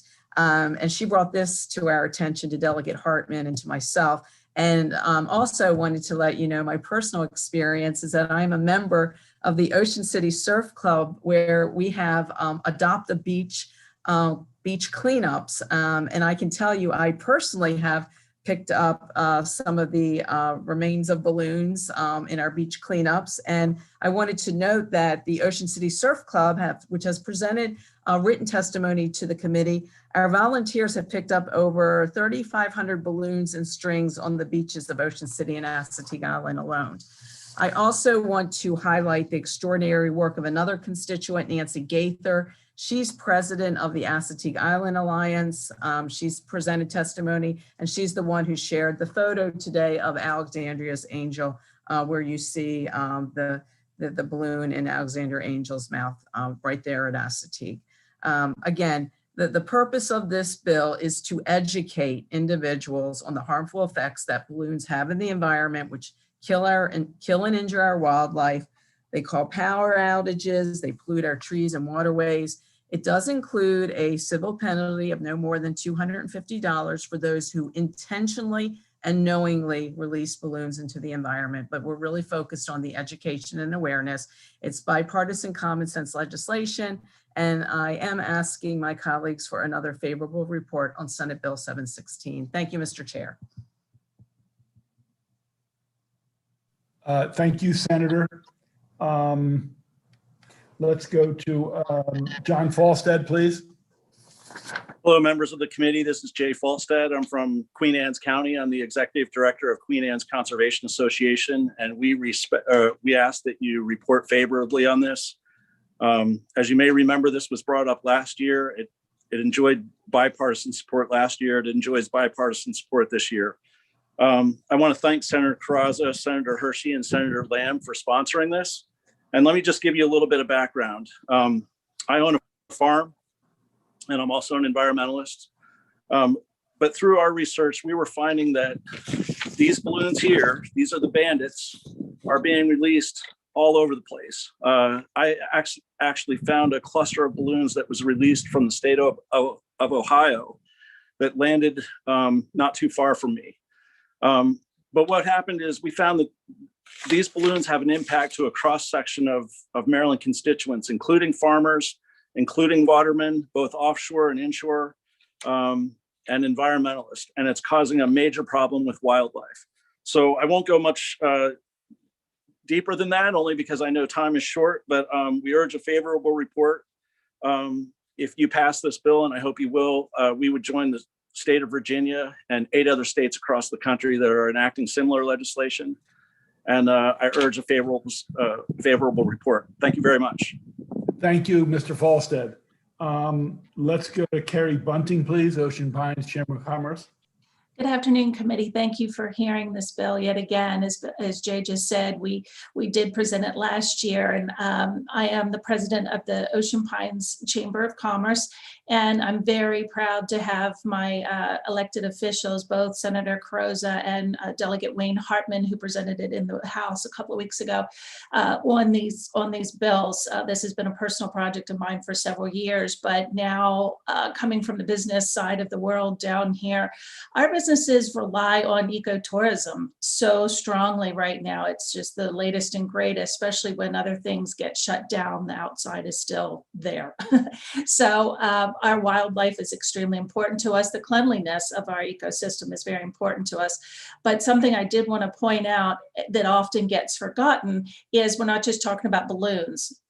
9.9 out of 10 times they're going to have a ribbon attached to them.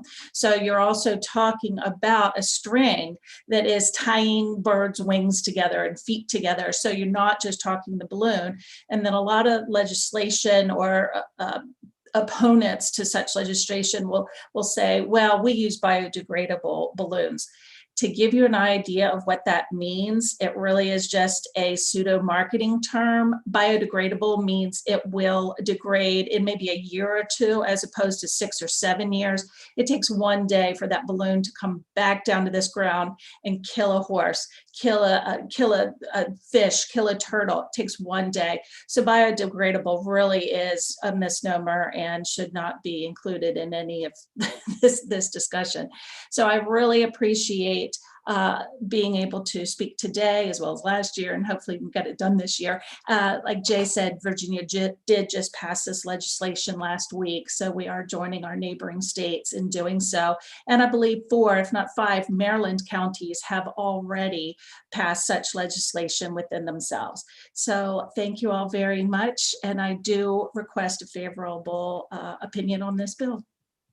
Thank you, Ms. Bunting. Farrell, Santa Cruz? Or Croce?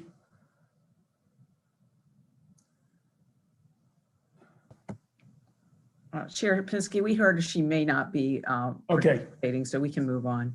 Okay, thank you, Senator. Let's go to John Weber from the Surfrider Foundation. Thank you, Mr. Chairman, and members of the committee and the sponsors. Thank you for having me here today. John Weber, the Mid-Atlantic Regional Manager for the Surfrider Foundation.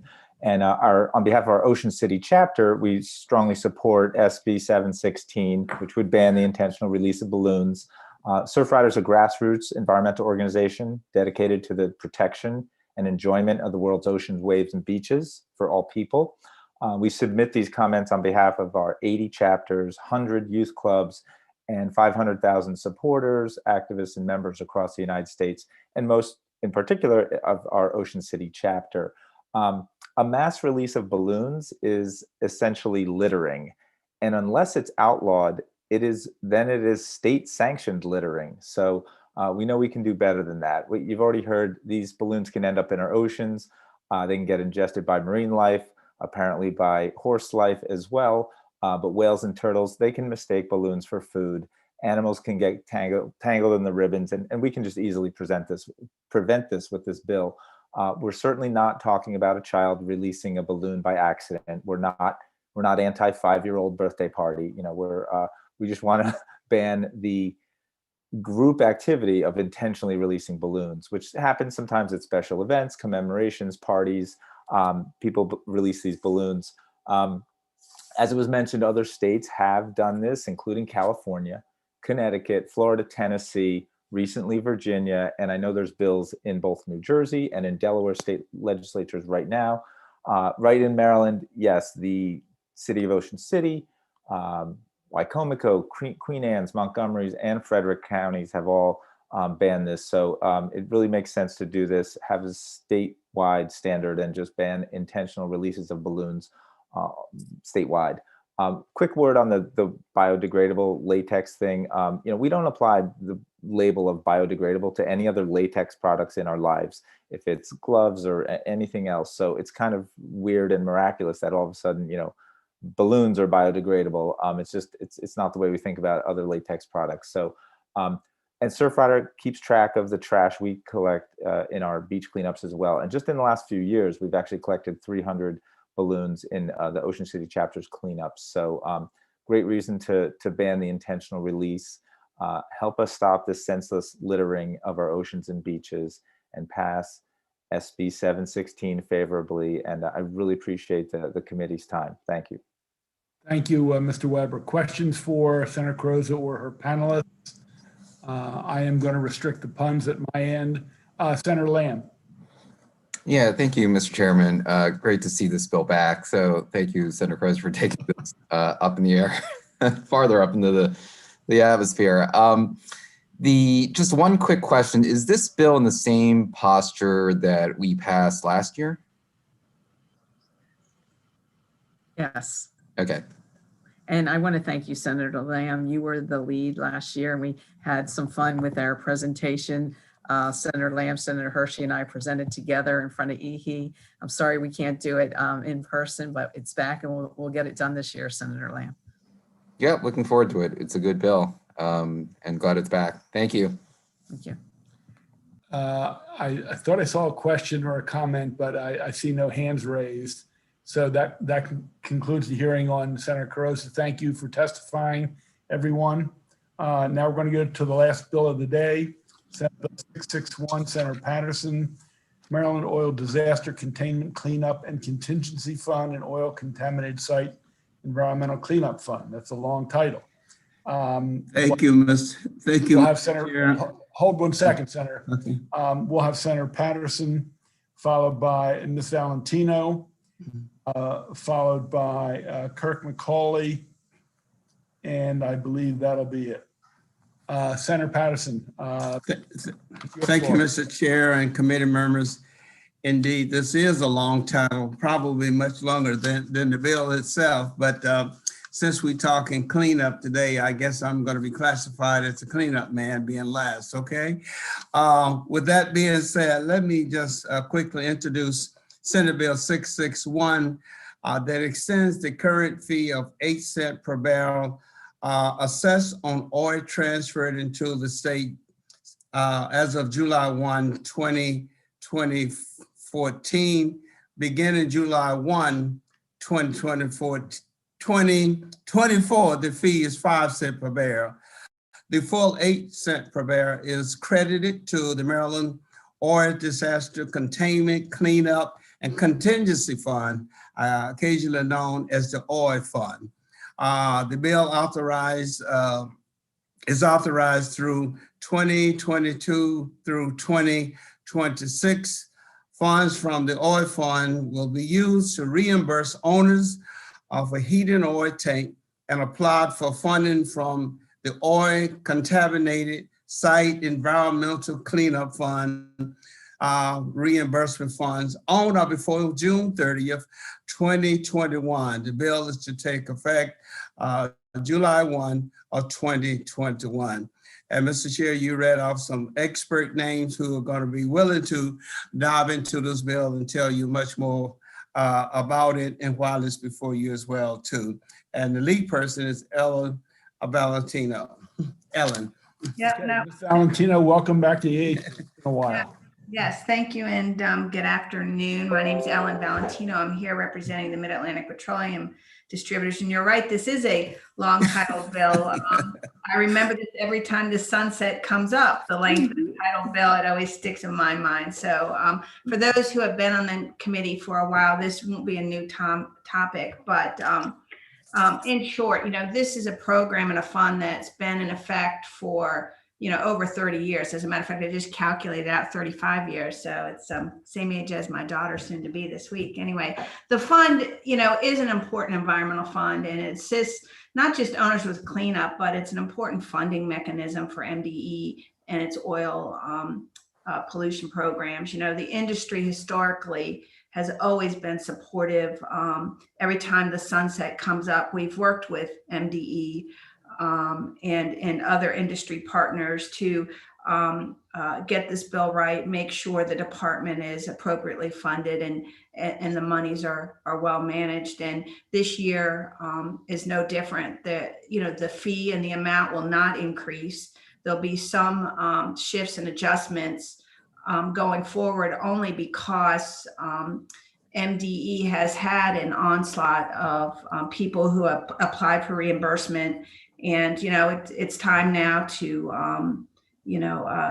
get those applications processed. So with that said, I can answer questions. I think the fiscal note is very solid. I know sometimes we have situations where people disagree with the fiscal note or use it, but in this case, I think it provides a good history about the fund, what the usage of the fund is. And, I hope the committee chooses to move forward. I think it's the best and right direction.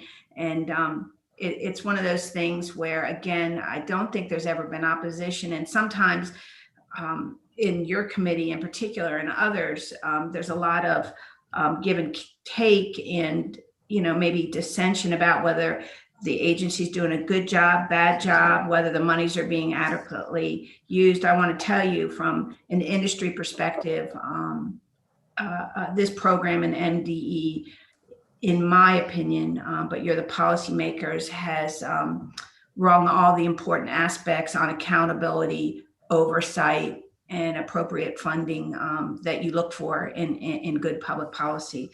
So thank you, and I appreciate the time. Thank you, Ellen. Mr. McCauley. Yes, thank you, Chairman Penske and members of the Education, Health, and Environmental Affairs Committee. This bill sort of bridges the gap for MDE when they have an oil spill or when they have to send their emergency response team out, they know it's going to be covered. It does not relieve anyone's responsibility or negate anyone's responsibility for the spill. They're still responsible for it money-wise and so forth. And it also helps homeowners out. If they have an old tank that is leaking and it needs cleanup, and this surely helps them. They can apply for part of this fund to reimburse them for the cleanups and everything. So I think it's a win-win all the way around, and I'll leave it at that. Thank you.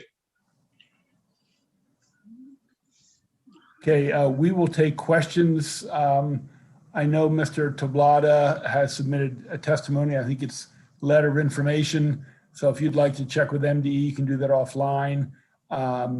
But it is a letter of information only. So questions for any of the sponsor or Mr. McCauley or Ms. Valentino? Senator Lamb.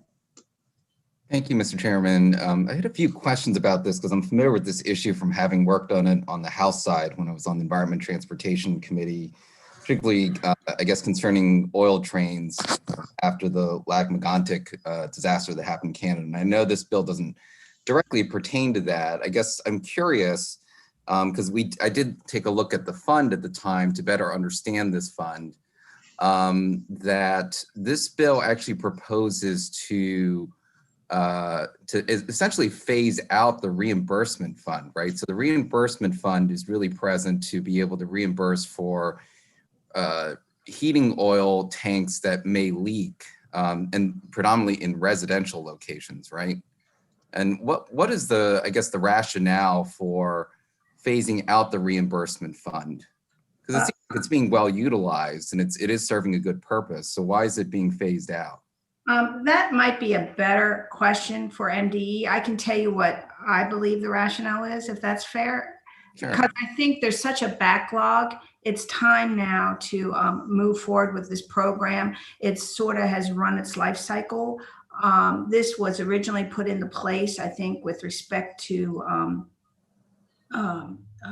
when there was older tanks that have now been upgraded. There's been a tremendous amount of incentive programs out there from the industry itself and from the state towards an upgrade. And I think they see the trend with respect to heat oil, you know, unfortunately, because I represent the industry, but maybe fortunately for you, that it's come full circle and full cycle. So I think that they have a backlog that they need to fulfill, and in their estimate that this brings them up to where they need to be. Okay. People will stop.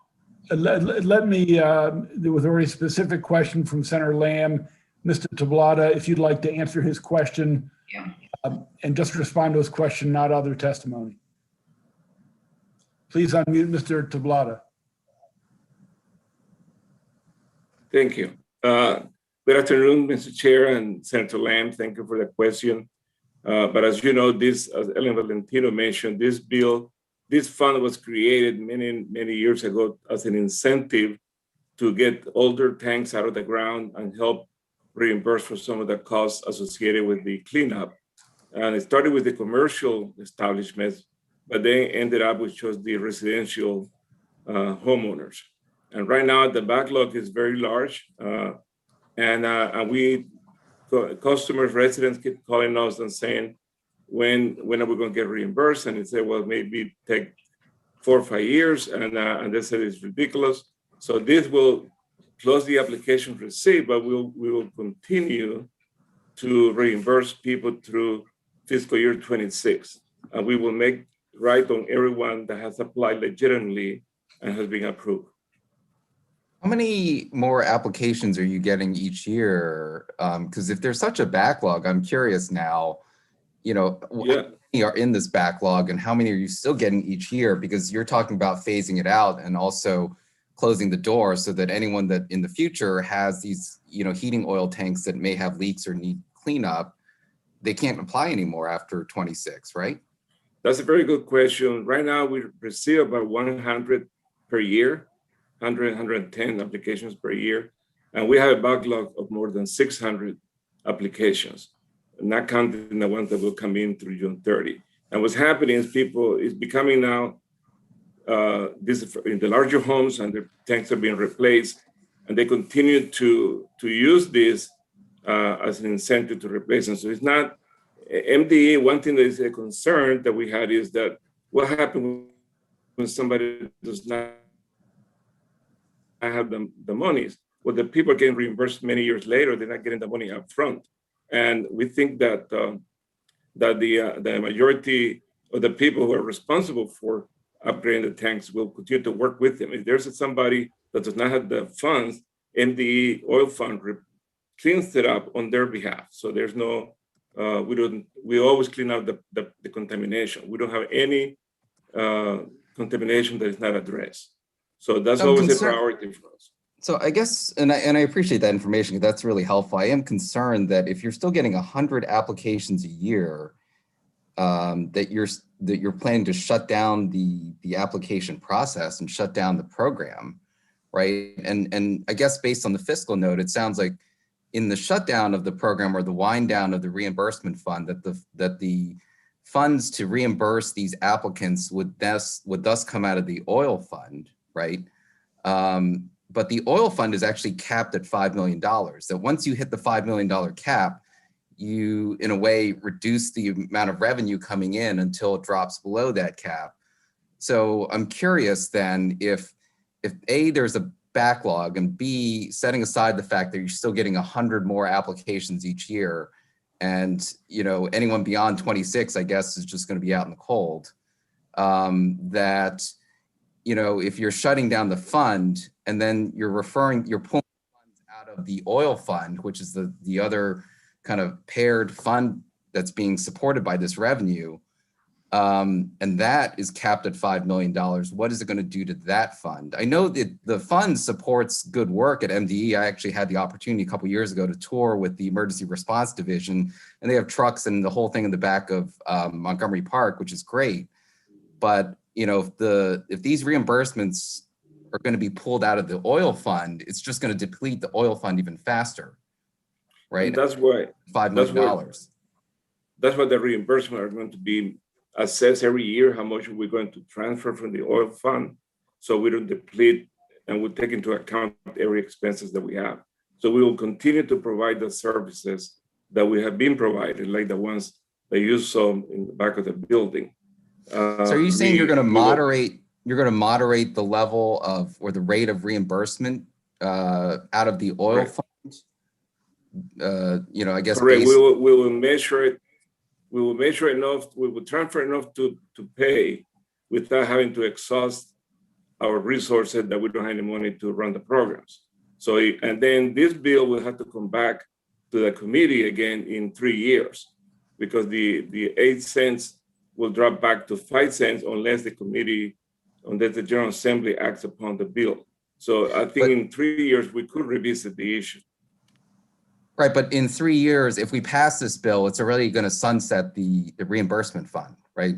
So if we come back in 3 years, the decision to sunset the reimbursement fund already has been made. It would be made in this bill itself, which is why I think it's important to recognize what we're doing here with shutting down the reimbursement fund and referring all of those reimbursements to get drawn out of the oil fund. That's a decision that we would make here today. The decision to extend the fee that's being collected that you're referring to could be done 3 years from now, but that's already based on the decision that we're making today to essentially sunset the reimbursement fund.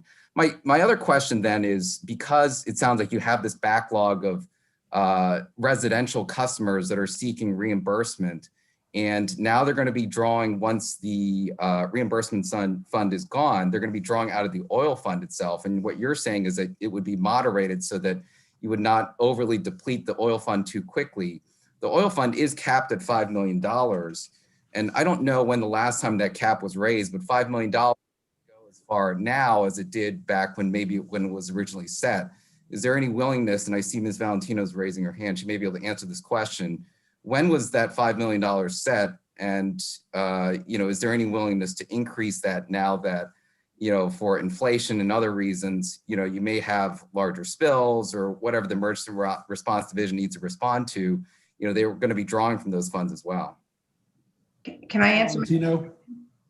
Yeah, we would have to deliberate over that in fairness to you. There's a reason why it's capped at 5 million, and not to provide too much history here, Senator Pinsky may remember or not, it was always decided how much money was needed at the time, right? So you can extend 3 years from now. But there was a time in on several occasions where money was built up into this fund and was swept out for use in other purposes. And at that time, the industry and MDE determined that, yeah, they wanted to make sure that MDE had the money they needed in order to oversee oil pollution and that type of thing. And, that's where we thought, not letting it build up, making and having them held accountable to a sunset review. So we didn't run the risk of it being taken and swept out for other uses, not relevant to oil pollution cleanup. And that's just the way it is. It has a long history, and I'm not sure where we'd be as an industry, but I understand you're a policymaker and it's an issue you raised. This was at one time. And I bring it up because, and I understand that the history is important. I thank you for pointing that out.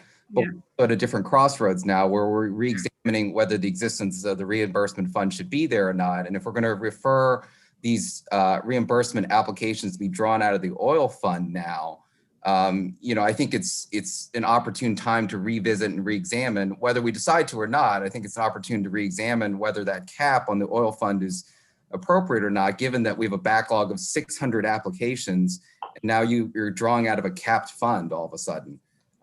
So we're going to leave it at that, Senator, and we're not going to rush this. So I want to give you time to seek out possible solutions, because it is our policy to decide.